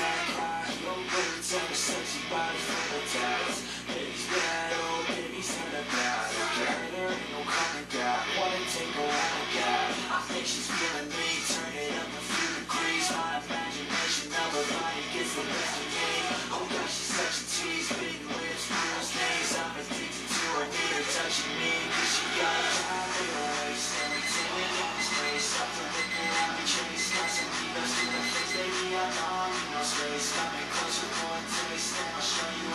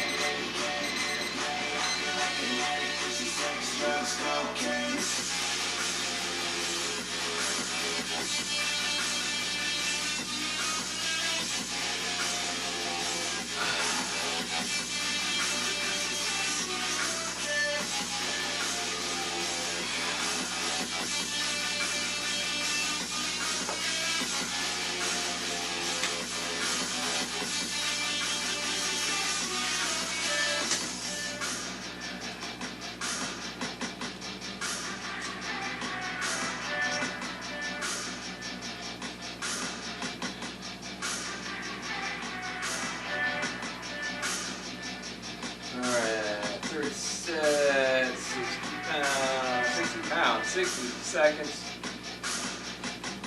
That'll stay the same.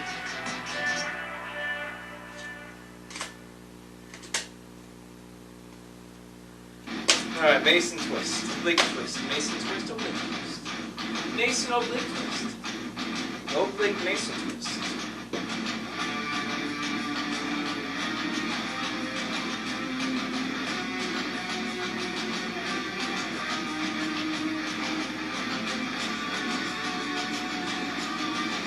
Okay.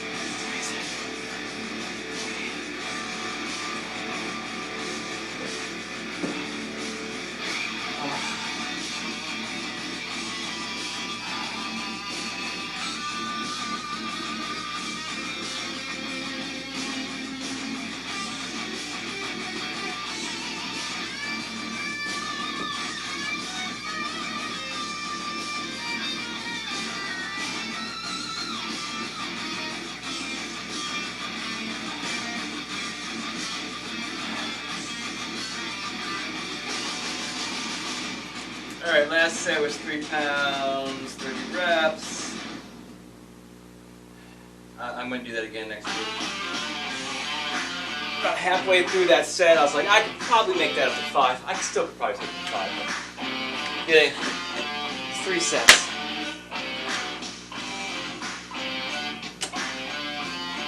I need one of these again. Take 1 minute for the intervals.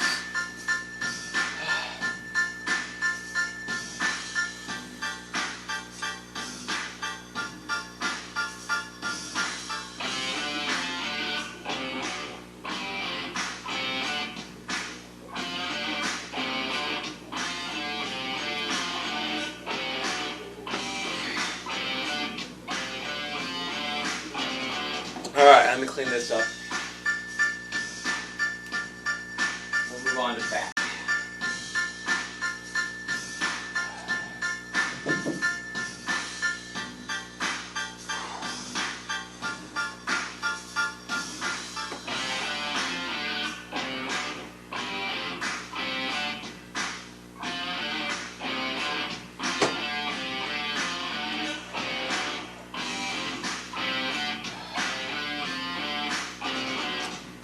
Alright, so behind the neck, lat, pull down. Water in my muscle. There's still 2 people. behind the neck lat pull down. We did 80 pounds the last time. We are keeping it 80 pounds this time. So it's 40 on each side.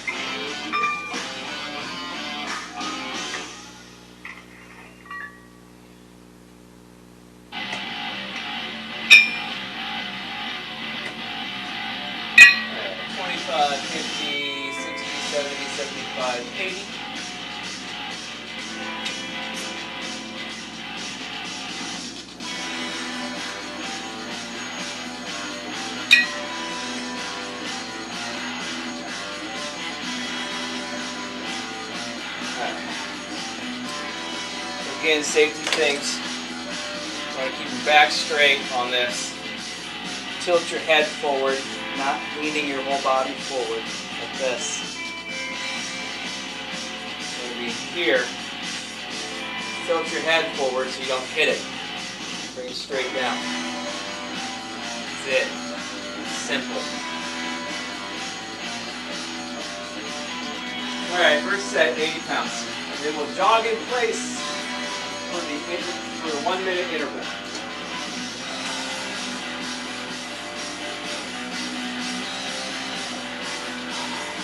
Eventually, I'm going to have to face the machine.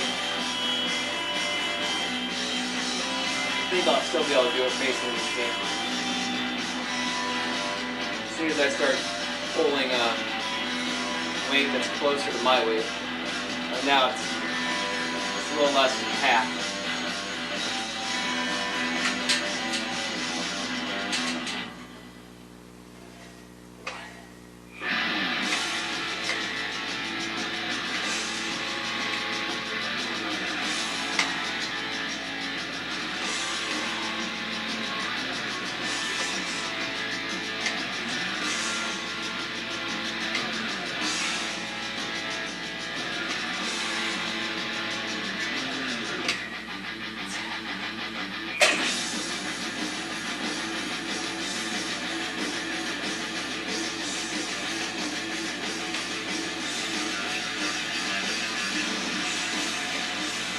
Alright, so first set at 80 pounds, 10 reps, we'll go to 85 on that one. Next set, jog in place for a minute.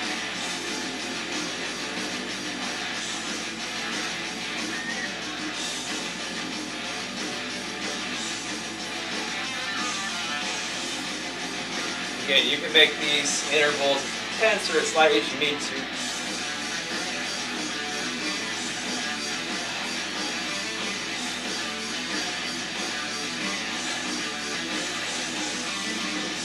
Me, right now, this is fine.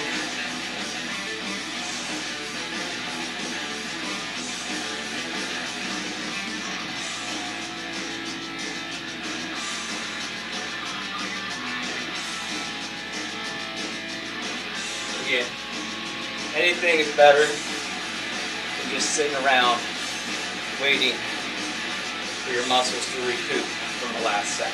So, even if you're just walking around doing this, it's still better than you just standing here playing on your phone, like talking, like I do too much of throughout this exercise, throughout this routine. Part of the reason why I'm doing the intervals. Try to keep myself moving, keep myself getting through this faster, keep myself from doing what I'm doing right now and talking too much. Alright, come up to 85.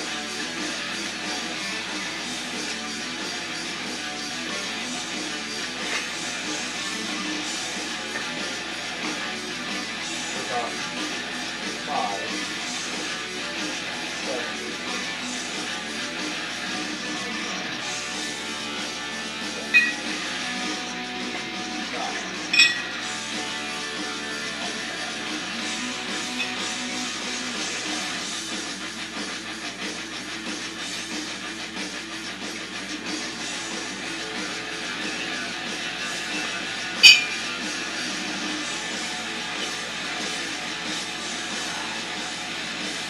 technically I don't need intervals when I gotta switch freaking weights around on some of these spreaded ones like these two. And then making the dumbbells for the shoulder shrugs. They take a lot of time. Whatever.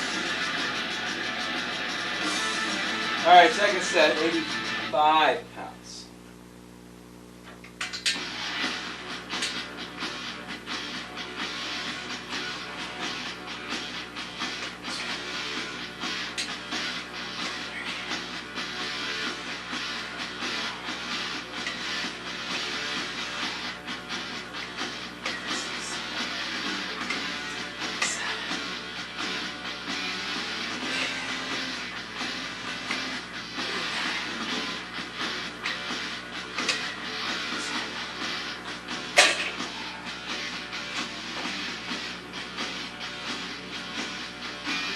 This song is like all intro.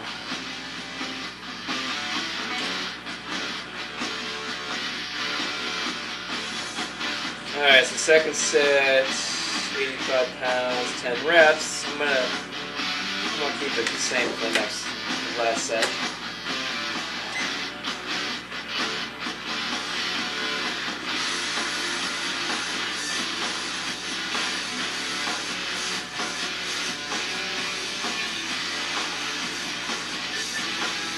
Or you can drop the place and do this.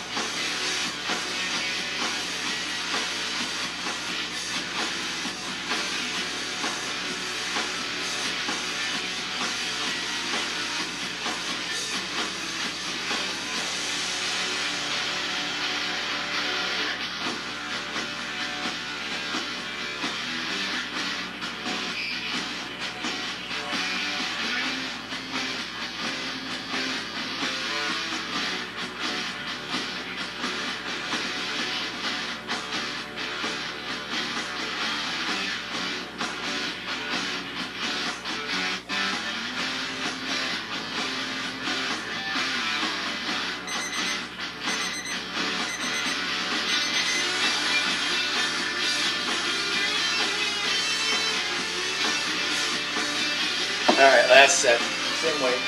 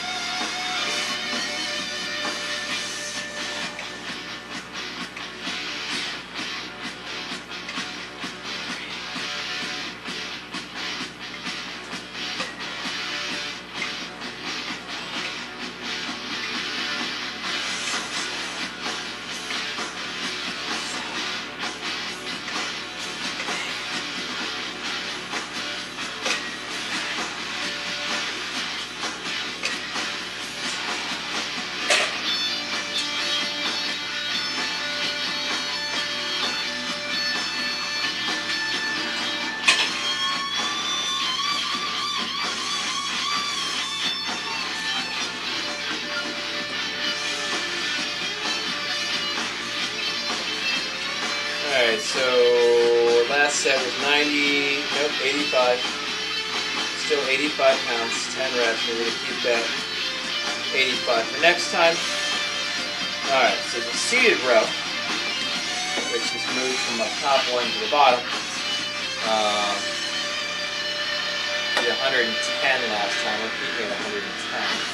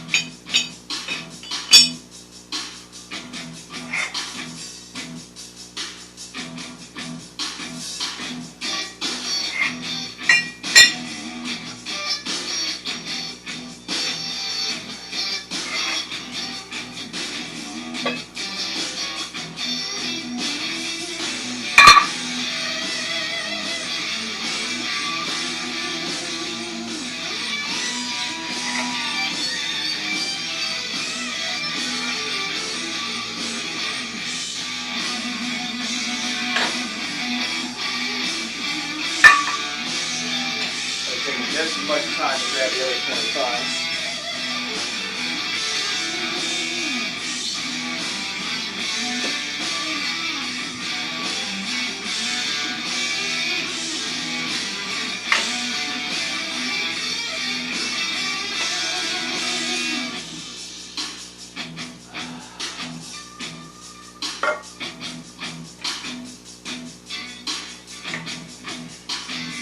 Alright, 100,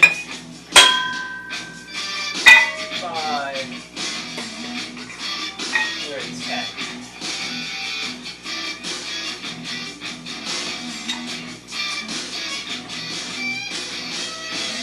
See how these 50s, I don't think I've done these 50s on here yet. I think I put one on here to see if it fit. I don't think I've actually done it yet.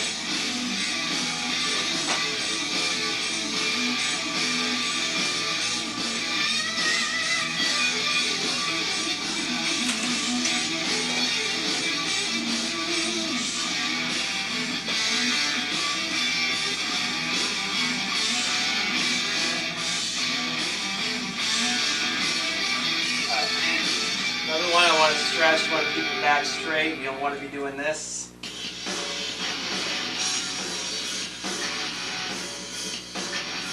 Here.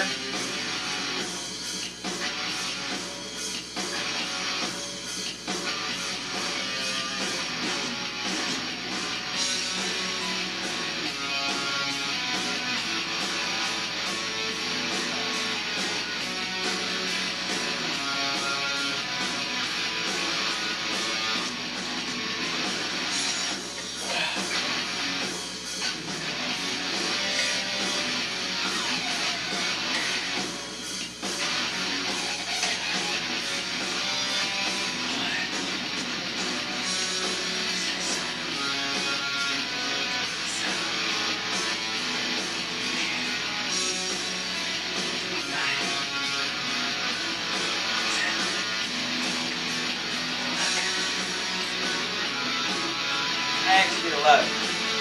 I did 11. I'm mad at that. But I'm not mad at that. Mad because I wasn't paying attention. Not mad because I did more than 10. Then again, that's the weight I used at 15 last time. See that reason why I couldn't do it. Anyway, 110. 11 reps. Go to 115. Alright, we're interval. I believe we're doing jumping jacks.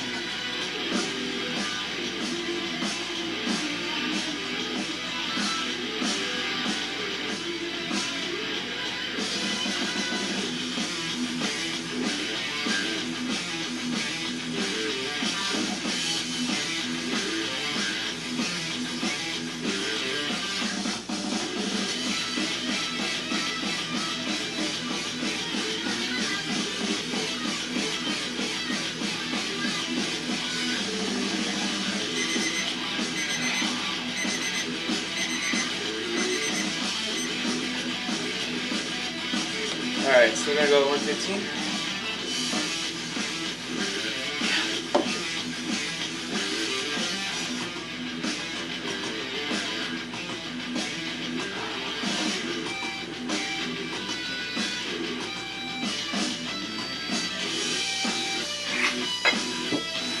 Why does it fit off? It stays there.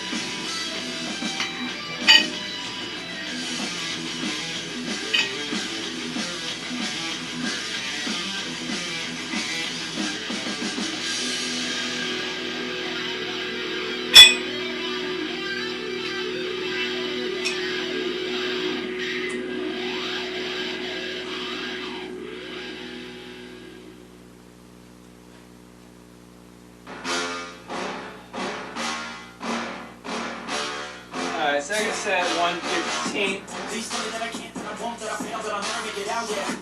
Please tell me all the bad, the good, till my head full of physical doubt, yeah. Please say any negative thoughts, I pop off when I hear people say I cannot. I get off to the top, proving everyone wrong, I won't stop to the top, so you better back off the deep box. I'ma stay loud, stay proud, never running out, never heading south. I'll be spitting out, probably word of mouth, can't put me down. I'll be getting out, you can never doubt, no running my mouth. I be fucking cloud, if you're raining out, I keep making sound, go another round, tell nothing down, can't stop me now. You don't wanna fuck with me. A slow burn like a disease. Just tell me what I can and show you things that you couldn't believe. Just tell me what I can. Just tell me what I can. Just tell me what I can. Just tell me what I can.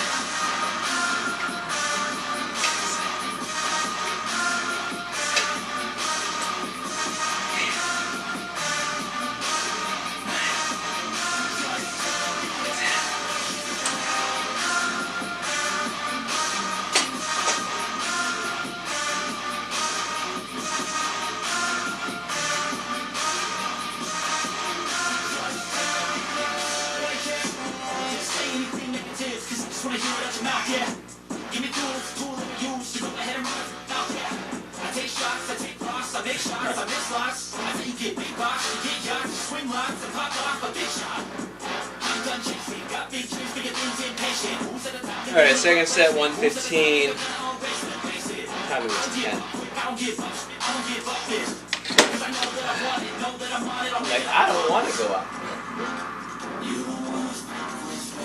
But I know that I can't.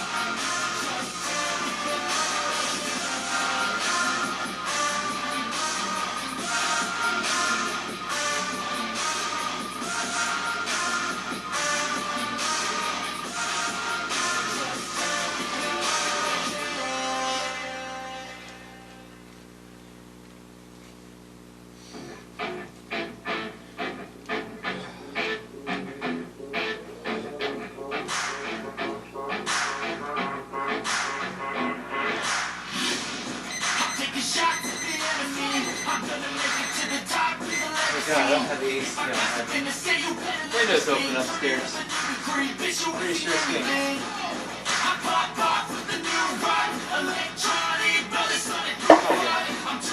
Really warm outside.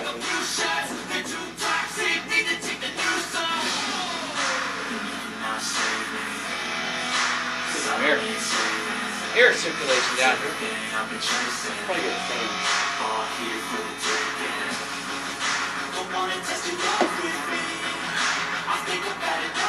Alright, so we're going to 120.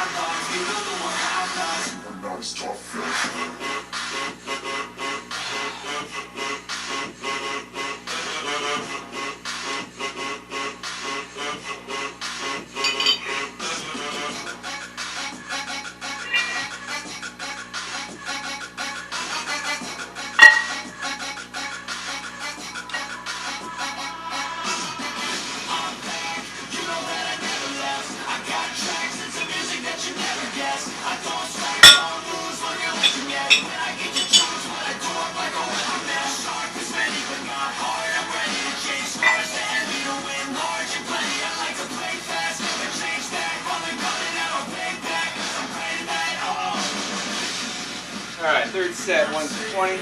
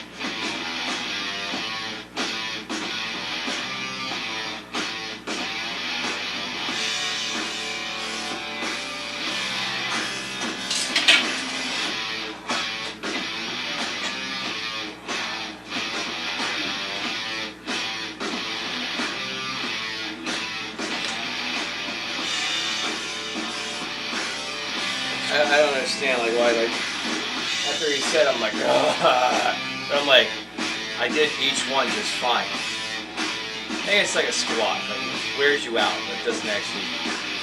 I don't know. I think it's because it's the combined motions. So 120, 10 reps. We'll go 125 next. Alright, so we strip this down, we'll do supported rows. Bent over rows, whatever one you want to call it.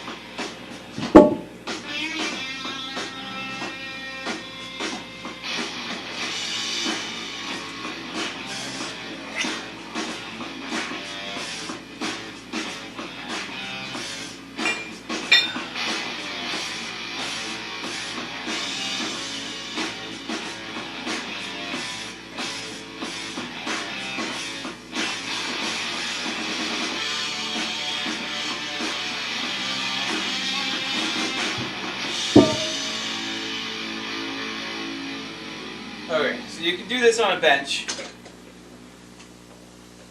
or you can do it bent over.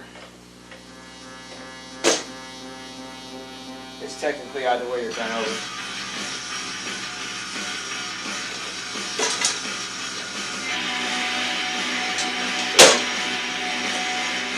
Do it like this. You do it like this. Or if you have a cable machine that has setting for it, technically I could probably do it here. I know I can do it here with the handles. Some of these, like the other one I almost got, had one here, and I could have done it this way. Straight back.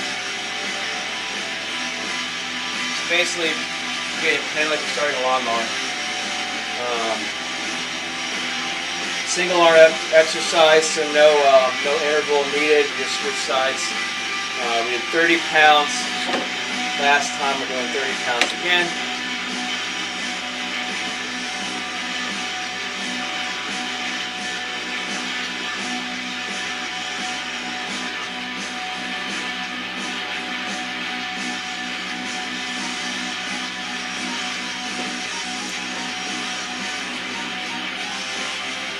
Regardless of how you do your kickbacks, swings, your arm raises, put it here, doesn't really matter. But for this one, you definitely want to plant your foot on the side that you're doing it on to counterbalance the weight, especially since it's a heavier weight. At least it should be a heavier weight.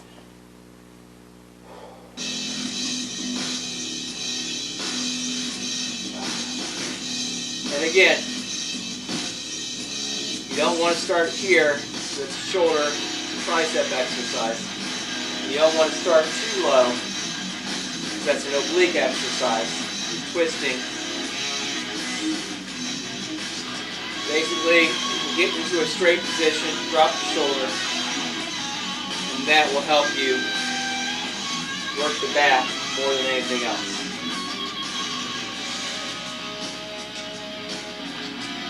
So, not here, not there, right there.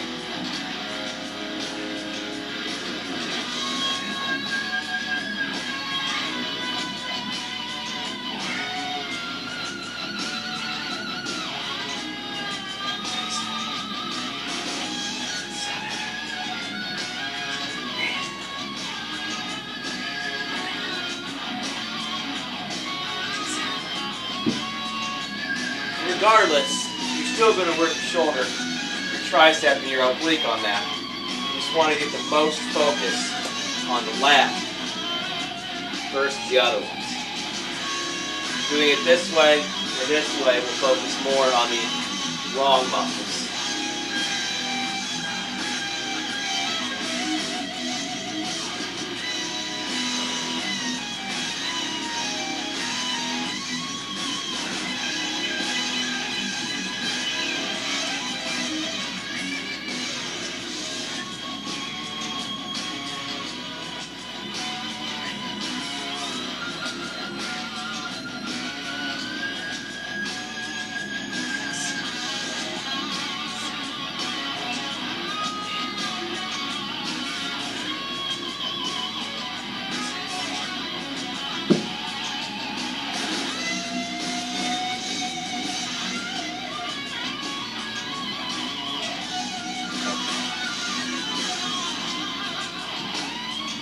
Alright, so first set, 30 pounds, 10 reps. We'll go to 32.5 on that, so I gotta make one.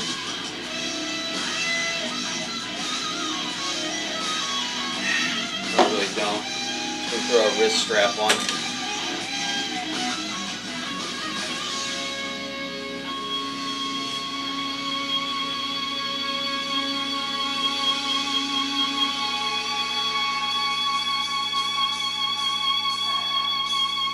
We'll do 32. 2 pounds, 30 pounds.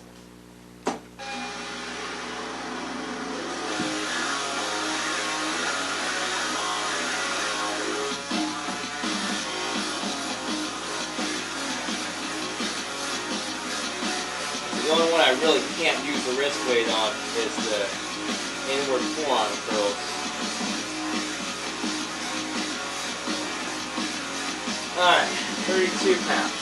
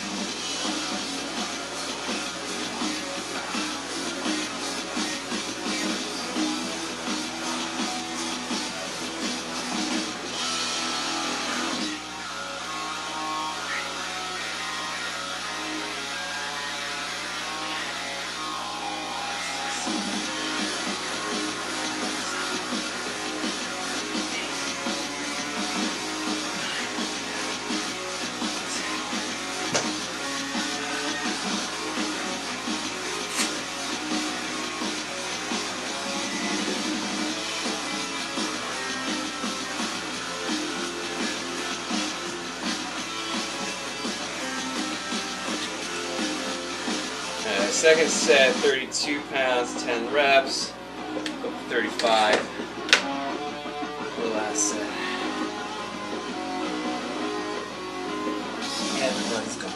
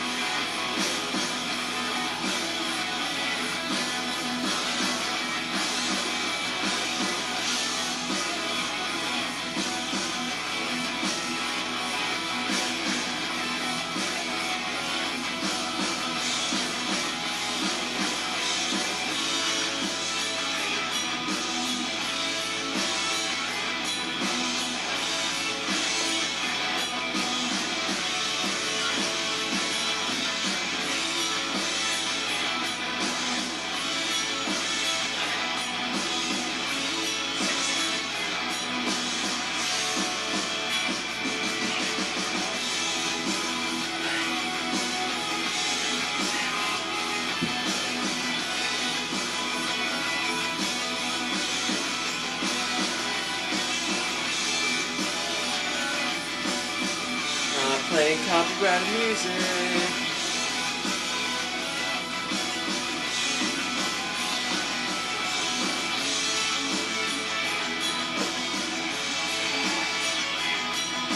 Alright, third set, 35 pounds, 10 reps, we'll go up to 37 next week. Alright, back is done. Alright, so on the biceps, we're doing incline bicep curls first.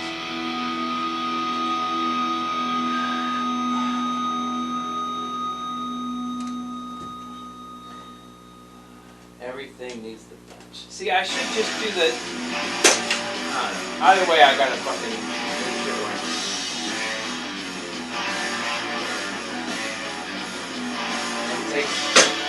It takes a lot of effort to move the bench. Alright, so I recommend 45-degree angle on the incline. Or you can do a 60. There. I think that's going to put too much strain on your shoulders. Like this way.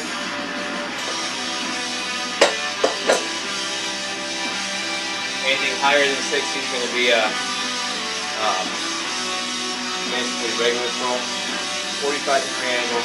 So I recommend doing anything incline, 45 degrees. Alright, so we did 25 pounds, keep it at 25 for the first set.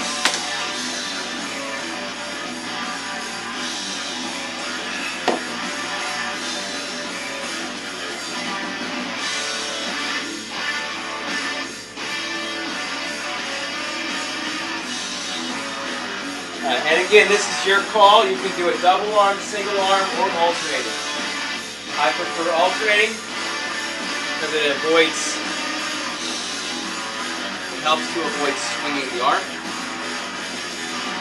Especially since you're not really at an angle you can see at the bottom. Get a bad habit of putting the momentum to carry it for you. Alternating lets it rest for a second while the other one works.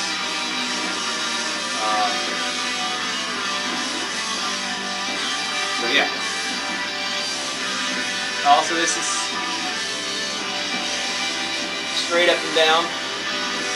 Okay, you're not coming this way. Okay, that's also work on the shoulder. We're trying to isolate the bicep in this position, so bring it straight up. Now I start this off in a hammer position and bring it up to a supination position, supinated position. Alright, you can do it straight, you can do hammer if you want, but I recommend doing the twist. This twist again.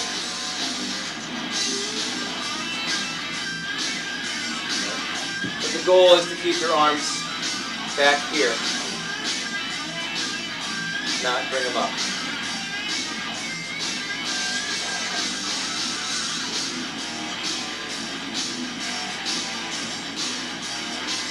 All right.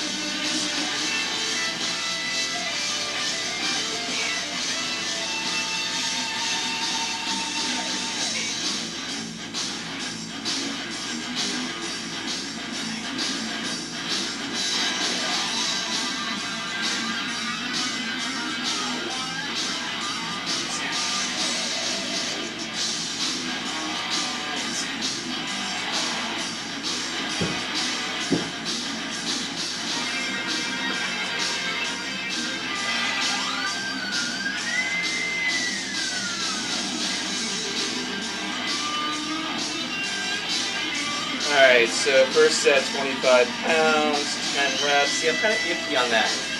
Like, I think I could do more, but at the same time, those last few were like, and the first one or two wasn't lifting right, so it kind of felt a little wonky on my arms. But by the end of it, I was fine, so. Going 27. Now again, I'm going to use wrist weights instead of the plate weight ones that I've made, because I know from experience that those bars end up getting caught in my pockets or under my shirt because of how tight of a curl it is. So I'll put the wrist weights on, make it 27 instead of 27.5. Alright, so we are jumping rope, I believe. Yes.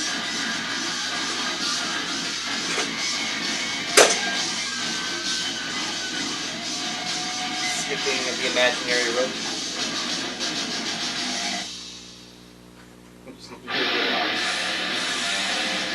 That would work too. I mean, you can do that.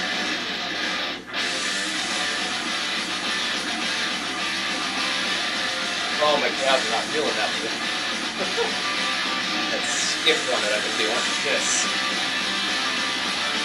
So, we're just going to do whatever. We're just going to do this one.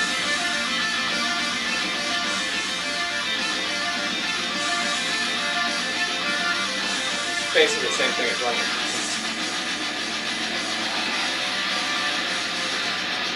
Yeah. They're not feeling that. So this is fine. Go back and forth here. As long as you're moving, that's all that matters. Again, doesn't really matter what you're doing as long as you're moving around. You can run in place every time. You just stand there, just do this every time. As long as you keep yourself moving. A little extra cardio benefit if you move a little faster. A little harder. Yeah. Alright, so I'll move up to 27 with the wrist weight.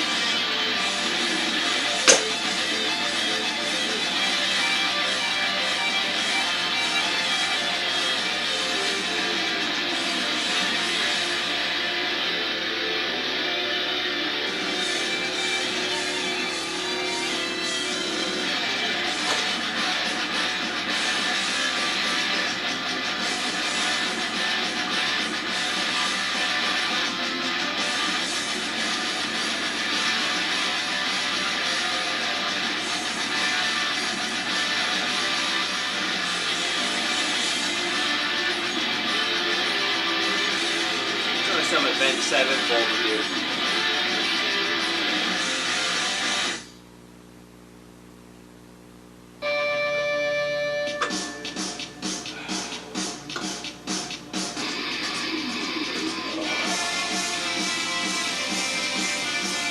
Alright, second set, 27 pounds.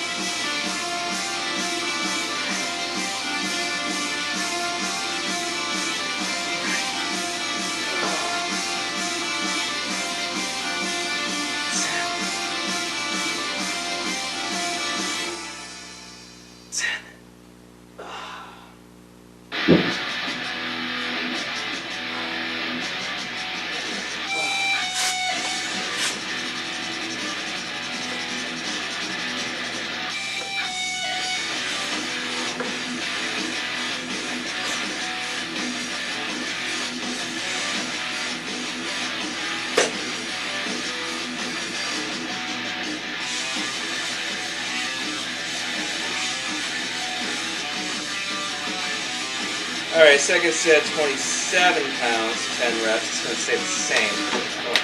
Take it back down. Alright, we're varied 4 imaginary ropes.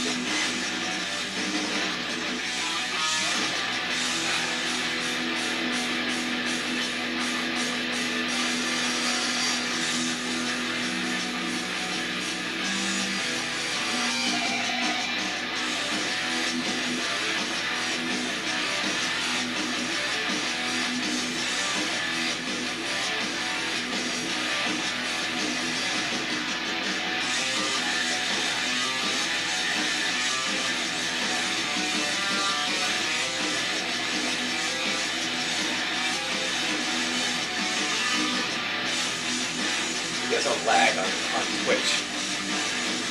Yeah, there's a lag on Twitch. My hand went up after my hand.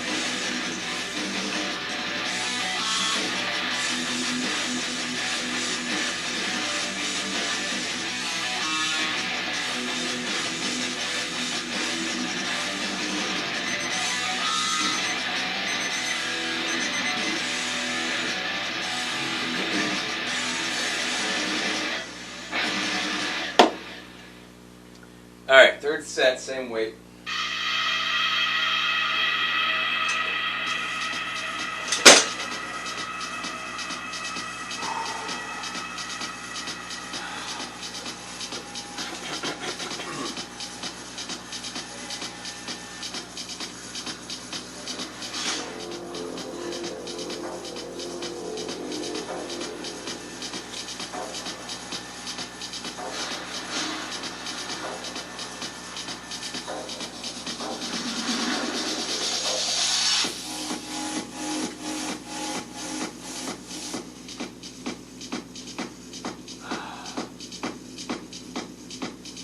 Popped my shoulder out my socket earlier. It's not dislocated, but it comes in and out sometimes because of how I move my arm.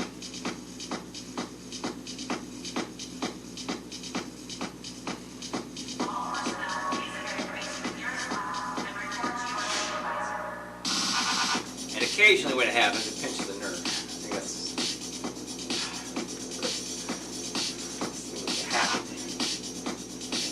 alright, let's get this done. Oh.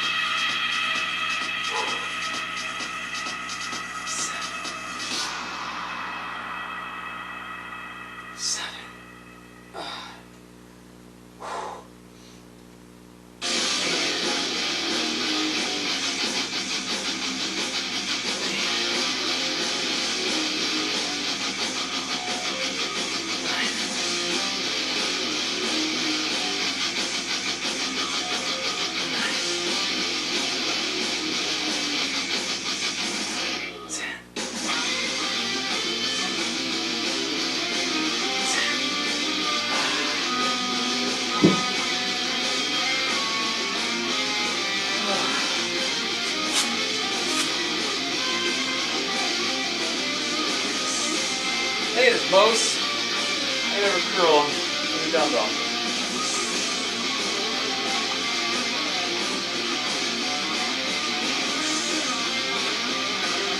In any form. Other than like the bicep curl, I did 60 pounds the other day, I think. Which is the most I've done on a bicep curl.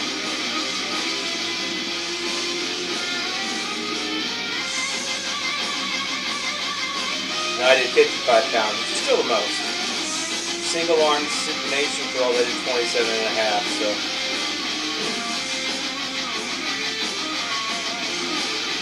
Really fun when I hit 30 pounds in each. Great. So second set, 27 pounds, 10 reps. It's going to stay the same for next week.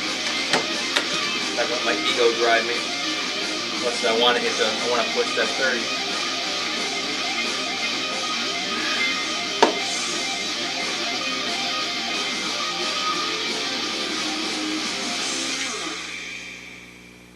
Just know I'm not ready for the 30 yet.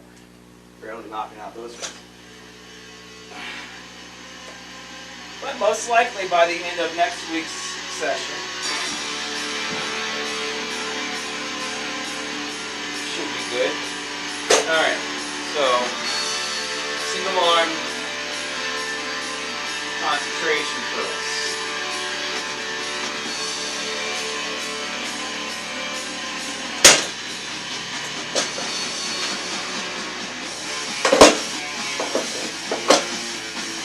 Left bench. I need a step stool, basically.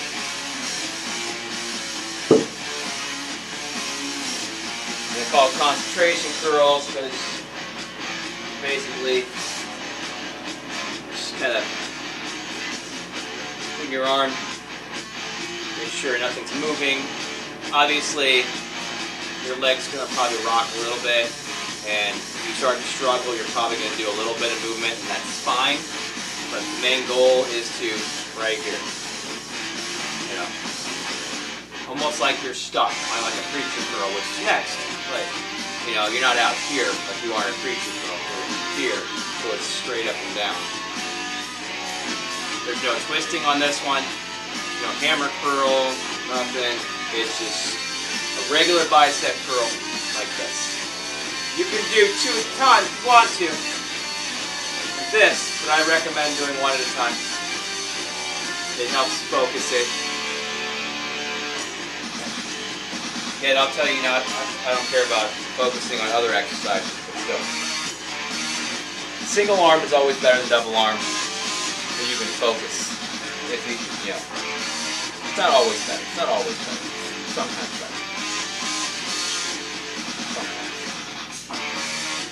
Alright, so we did 17 and a half last time. We're keeping at 17 and a half. And again, single arm exercise, no interval on this one. But the last 2 exercises we have intervals. So. Alright.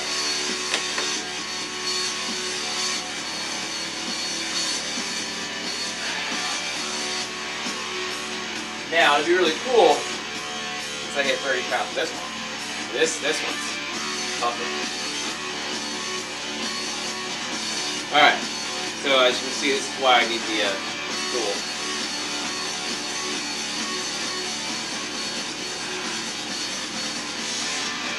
Helps me get everything properly positioned.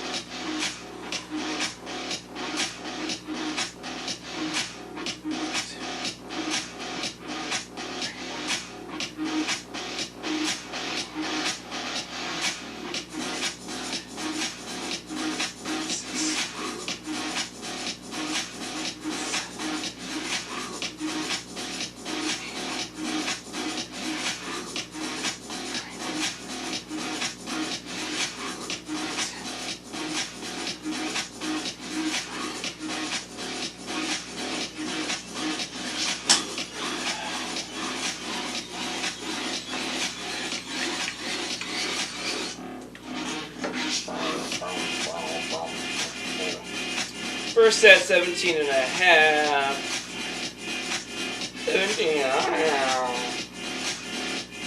10 reps. We'll take it up to 20 for the next set.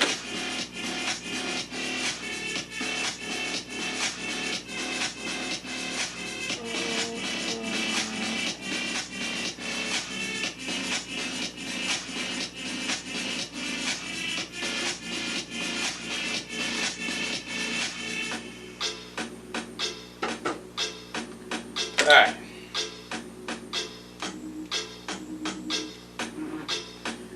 At 20.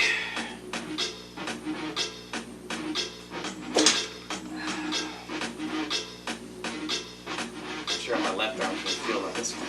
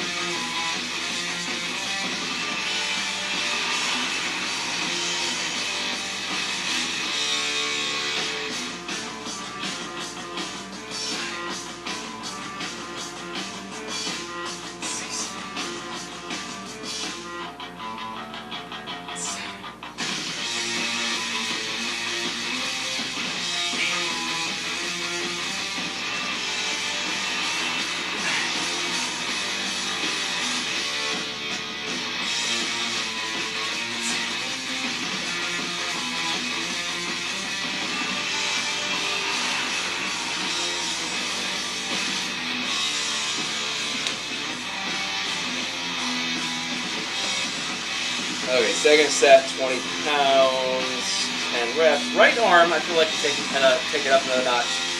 Left arm, yeah, both of them were kind of struggling on the last few. Actually, honestly, the right arm would struggle a little more. But, again,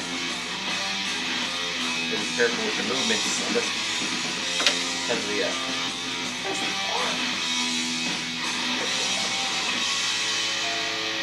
So, we'll do 20 pounds one more time. Feels the same as it did last set. It's just still working pretty hard for that set. And we'll take it up to 22 for next week. If not, we'll just do the same thing. And we'll go from there.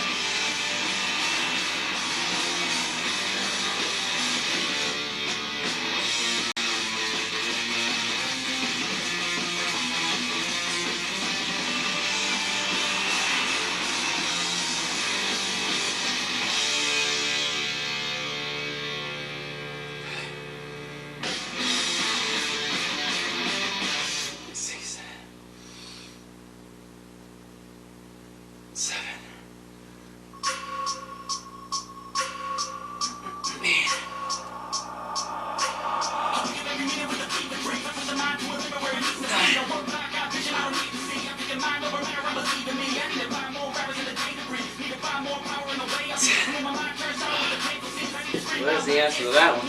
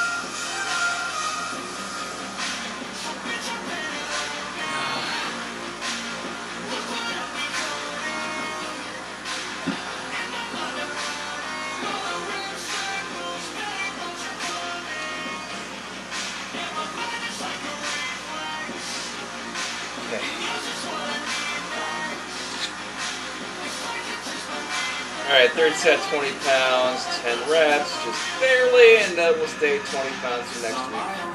Alright, so preach curls.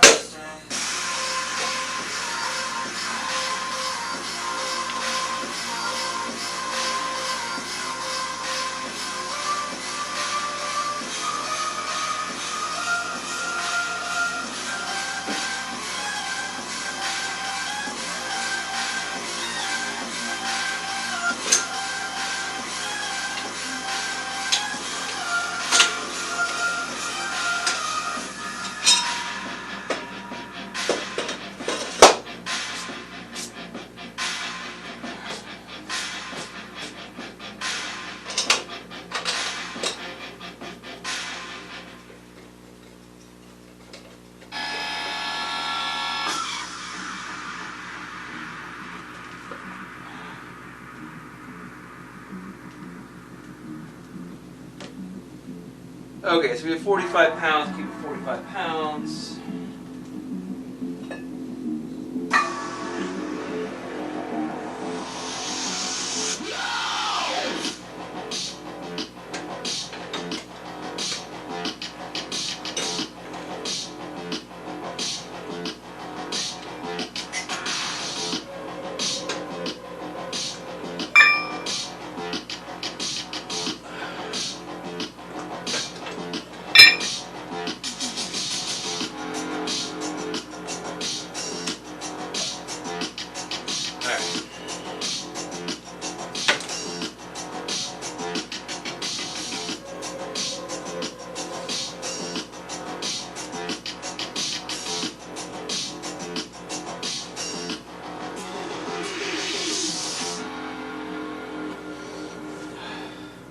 Alright, first set, 45 pounds.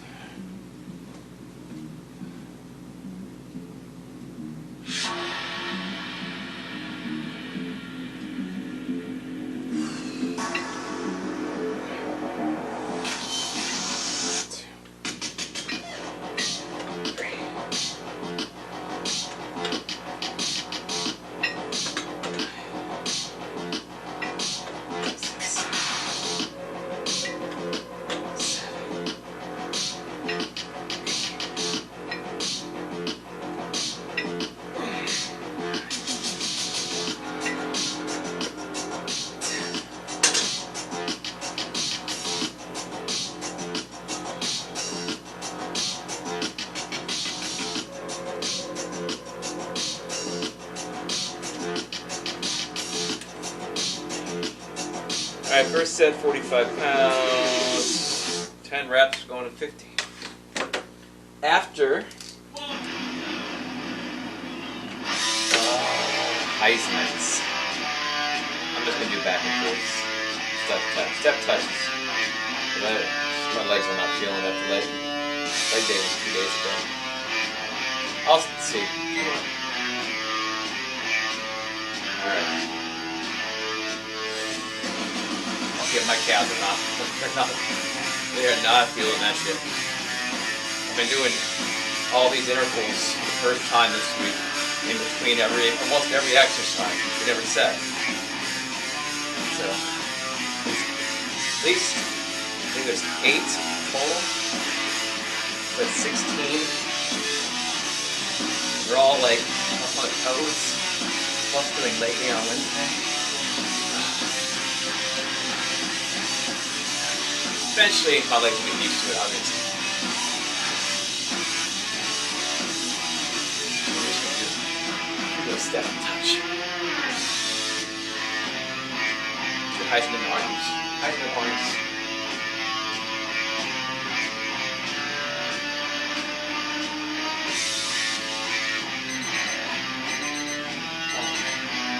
Either way, we're still moving. It's all that matters. Alright, there you go. 50.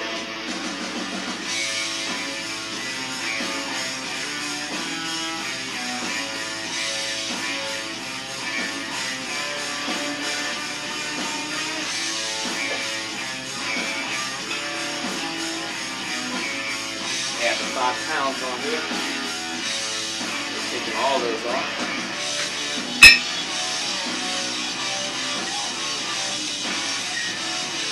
Second set, 50 pounds.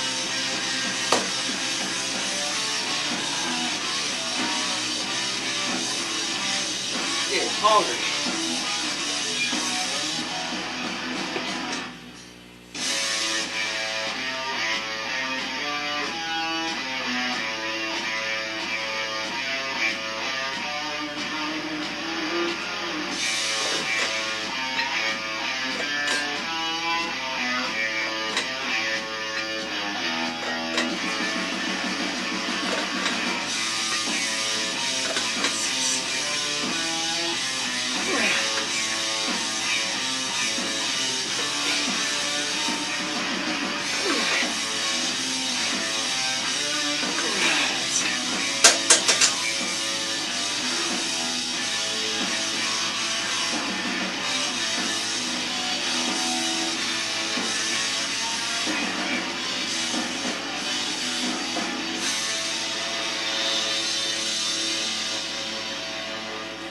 Alright, second set, 50 pounds, 10 reps. Keep that the same.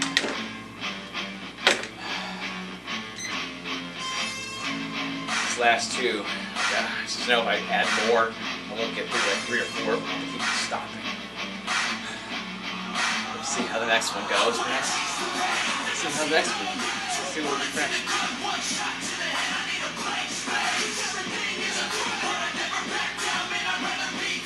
This way. So now I have a little bit more energy.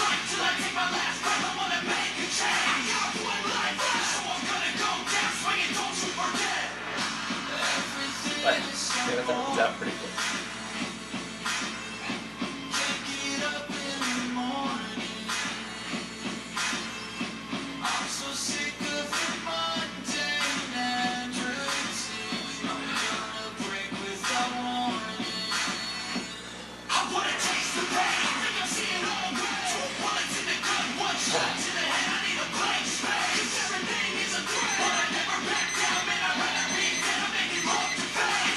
Alright, so we'll keep the weight the same.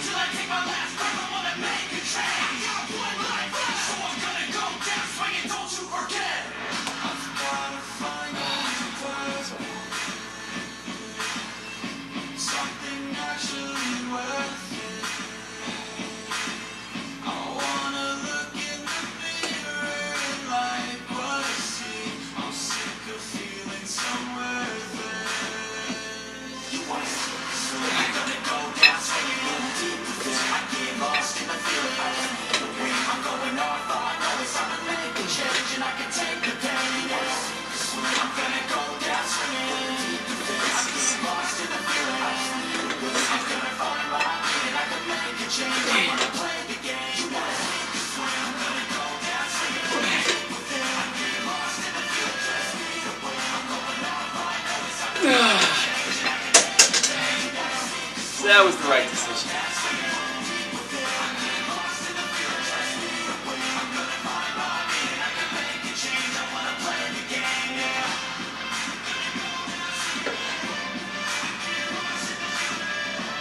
Okay, so third set, 50 pounds, 10 reps. That will stay 50 pounds for next week. And did for biceps, technically.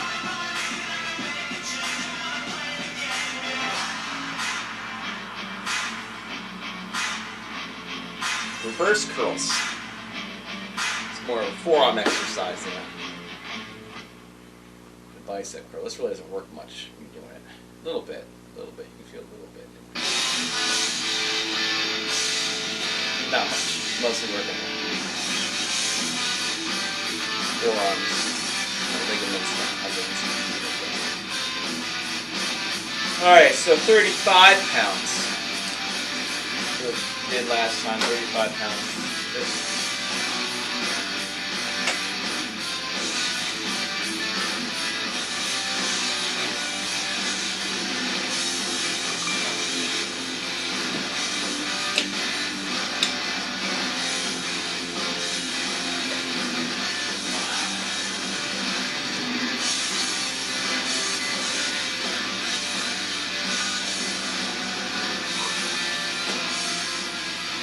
So, from here to there.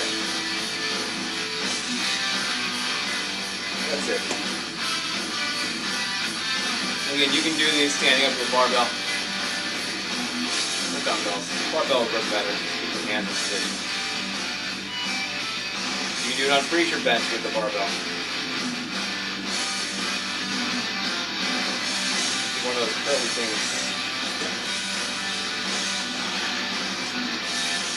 I might add to my routine after I finish this one. Alright, 35 pounds per set. How many times will you say it and not do it?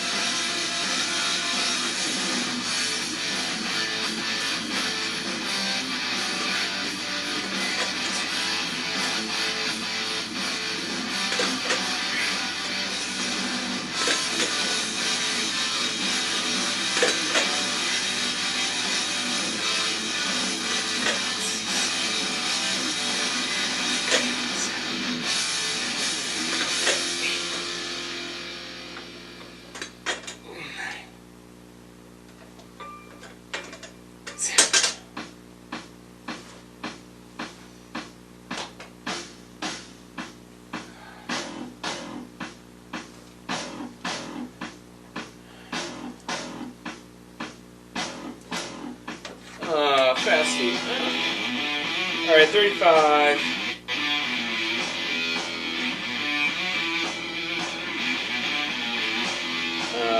Pounds. 10 reps. We'll go for 40. I don't want fast feet.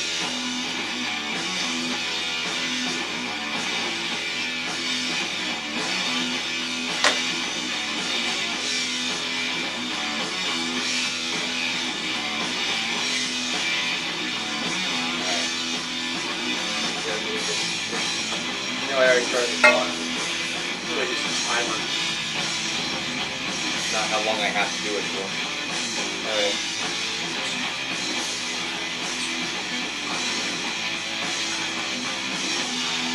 This one really gets you points.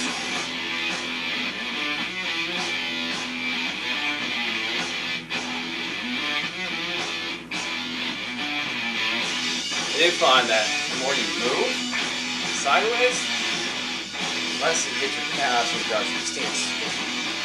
I don't know. I could be wrong. I don't know. I'm not thinking straight. I'm hungry. Go to the bathroom. Calves hurt.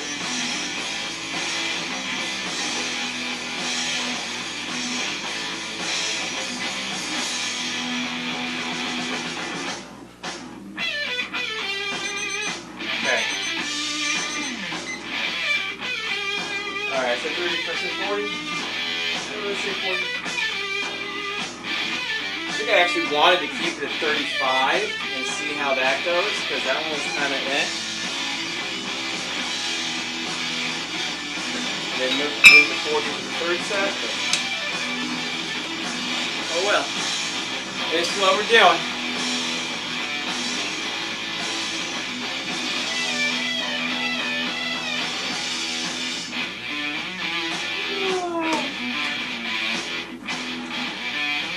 It's the hardest week I've done. Obviously makes sense. We're doing 3 sets of 10, heavier weights, more sets, extra intervals, back to the turbo jam warm-ups, which are harder to do.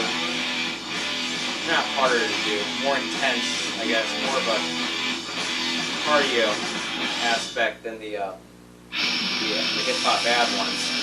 Even though the hip-hop ab ones do their slow, kind of, I don't know. Anyway, it's a harder work. It's going to just keep getting harder. We're going to keep adding more weight, and then we're going to add more sets. What was that big? Alright, anyway, 40 pounds. Second set.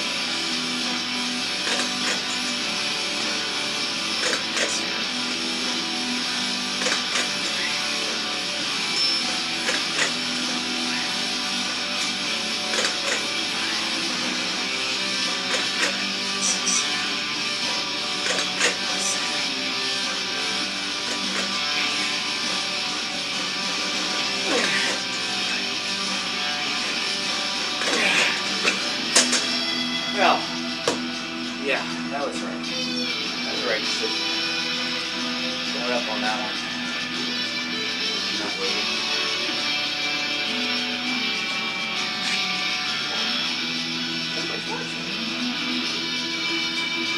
Second set, 40 pounds, 10 reps, and keep it at 40. Last two counting.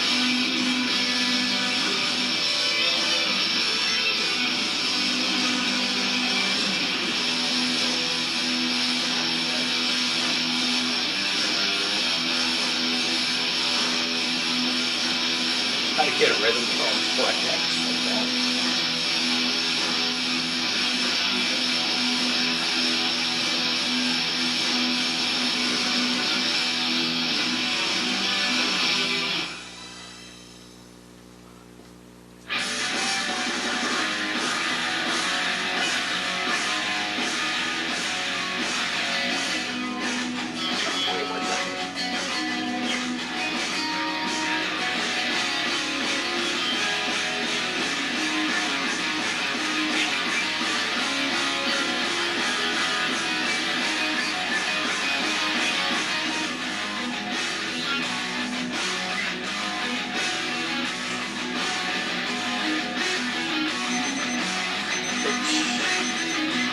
Alright. That all. I'm out. Alright, last set. Alright, last set, 40 pounds. Again.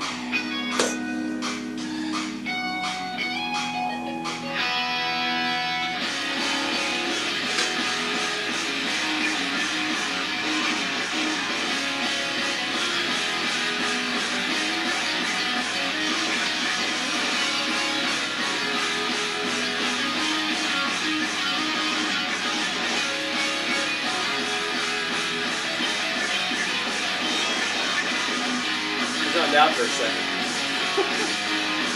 I'm hungry and I'm tired. I gotta go to the bathroom. I zoned out for a second.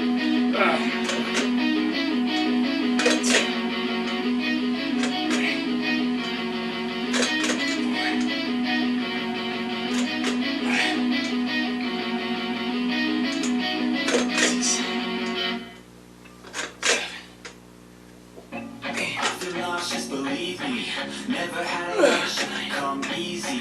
Had to work hard, struggle just to be me. Had to rise up just so they could see me.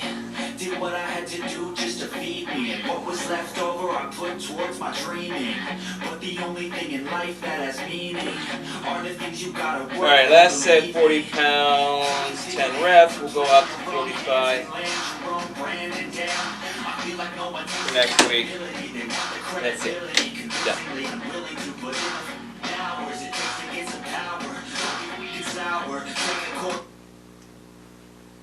Alright, so let's get these weights and shit put away.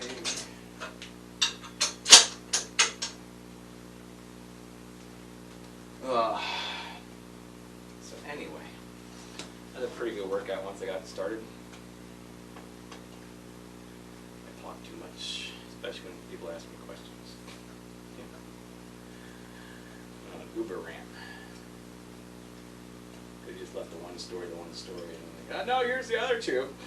I only got a couple. You want to hear all of them? I think we actually did though. Which is good. Again, I want to reiterate the fact that with those stories, if anybody's watching this, who watched in the beginning, or if you're on YouTube and you've been watching since the beginning, I want to reiterate the fact that those stories. Again, the first one wasn't racist, the second one wasn't sexist, and the third one wasn't homophobic at all. Just that happened to be the characters in the story. So,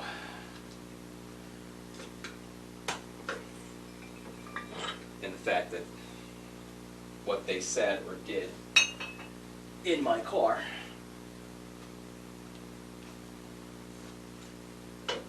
had to do with the story and had to do with the aspect or the defining, I don't want to say the defining characteristics of that, but, you know, first gentleman was black,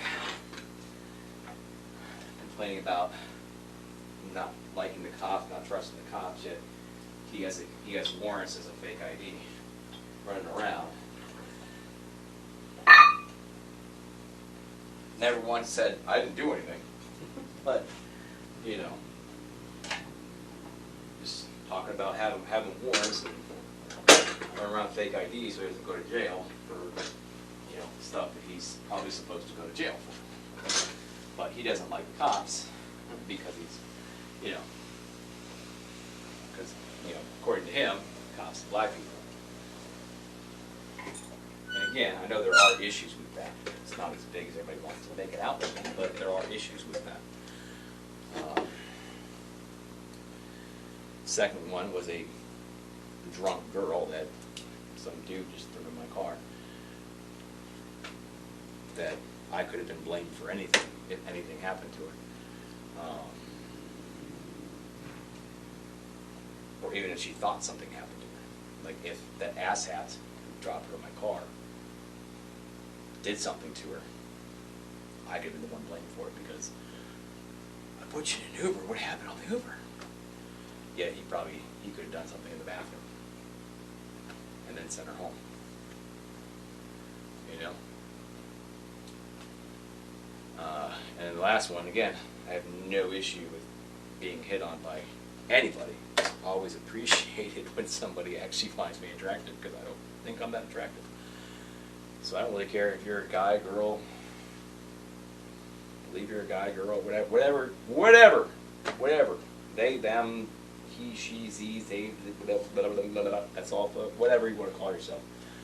I'm not going to play that gender, that pronoun game with people. But anyway, not that I don't respect their decision to whatever, I will respect your pronouns when I'm talking to you, but I'm not going to sit here and say that. But anyway, different story. But anyway,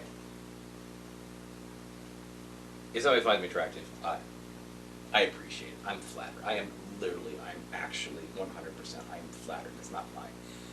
I don't care what your sex is. I don't care what your gender is. If you find me attractive, I'm flattered by it. I may not reciprocate that attraction, but I am flattered by it. So, if you pay me a compliment, I'm going to thank you for it. You know, I might not respond to the compliment in the same manner because I might not, again, not feel the same way. So,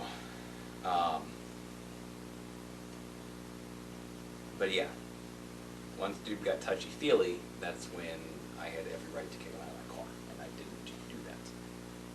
I made sure he got home safely.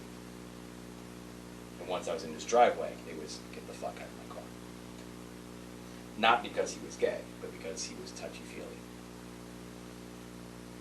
And again, if I was more of a hard-headed, egotistical, what do you want to call it, homophobic guy with an attitude, you know,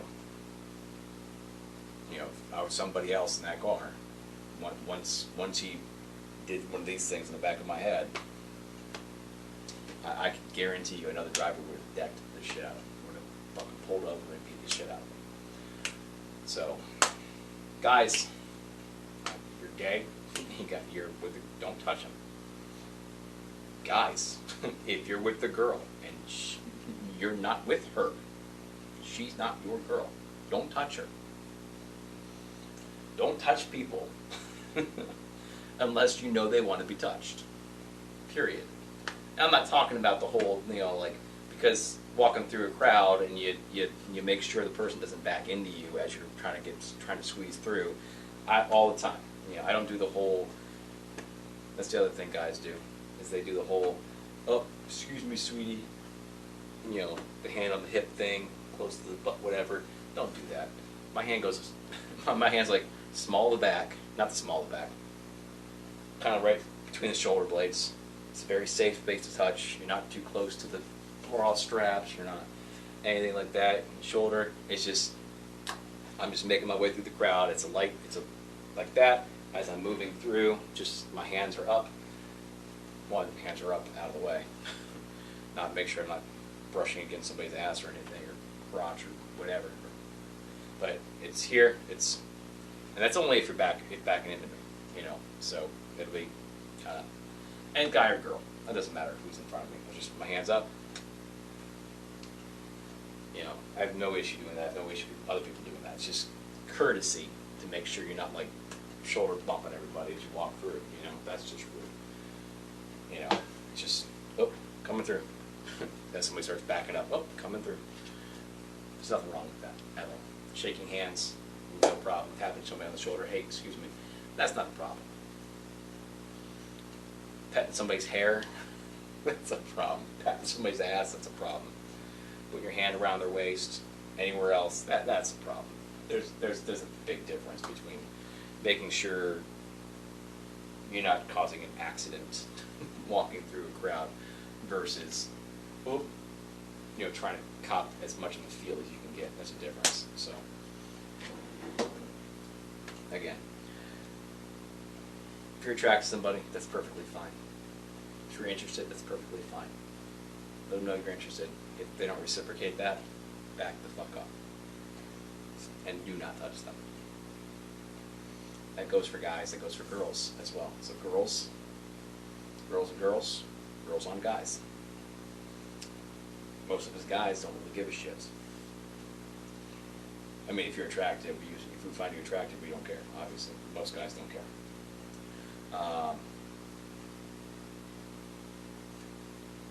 But again, if it's not reciprocated, don't touch us.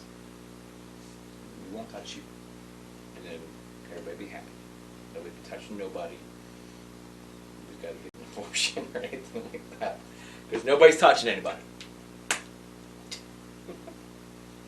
So everybody's safe. Anyway. But yeah, that was the whole point. You know, the whole point of making sure I brought that up because, like I said, you know, it was significant to the story that I was telling. So yeah.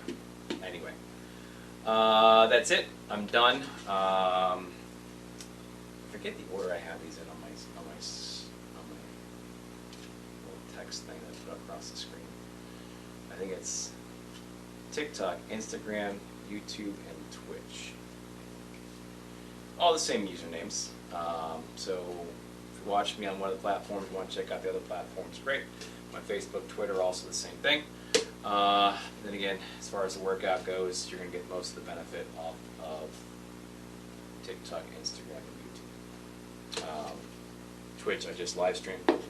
TikTok gets all the videos, all the updates, all the informational videos, all the weekly highlight reels, all of that first. They go to TikTok. I make them on TikTok, or from TikTok and upload to TikTok, whatever.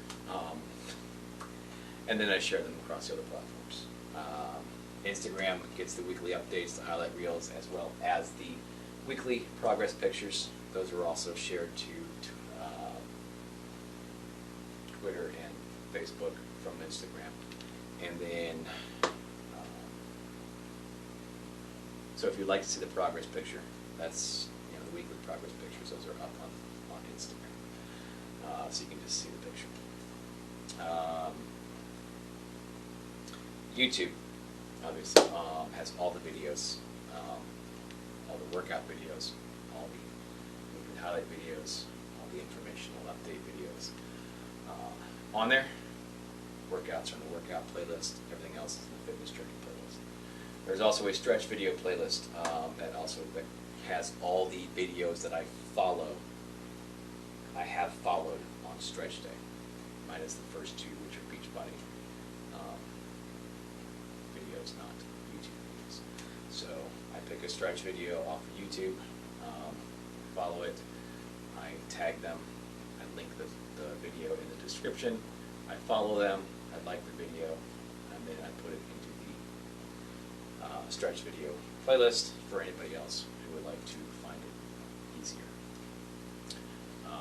And then I also suggest that if you want to follow those videos, for you to go watch that video and follow their video, follow them, like their video, subscribe, whatever you want to call it there. use their video to follow along as opposed to mine. Because again, you're watching me follow along with video as opposed to just following along with video. So yeah. Anyway, that's it. Linktree has all the links to all the social media as well, along with my Amazon wish list, other shit. Nothing much in the Amazon wish list. Not expecting anybody to buy me anything, but it's there just in case somebody wants. There are probably some dumbbells in there. I think there is a standing and a seated calf raise machine. Calf raise machine I would probably need first. I'm probably going to max out that bar. Bar holds about 300 pounds. The bench combination, this holds 300. The bar holds about, so I think it's only supposed to be like 250. Might be up to 300 pounds. These are only supposed to be rated for 300 pounds. The seated calf raise machine, I think, is rated for 550, 600, something like that. I don't know. Anyway, again, not asking you to buy me anything.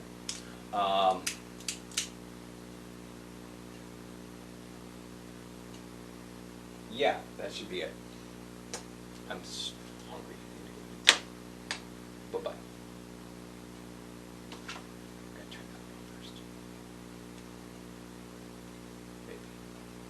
Maybe. Turn off. It won't turn on.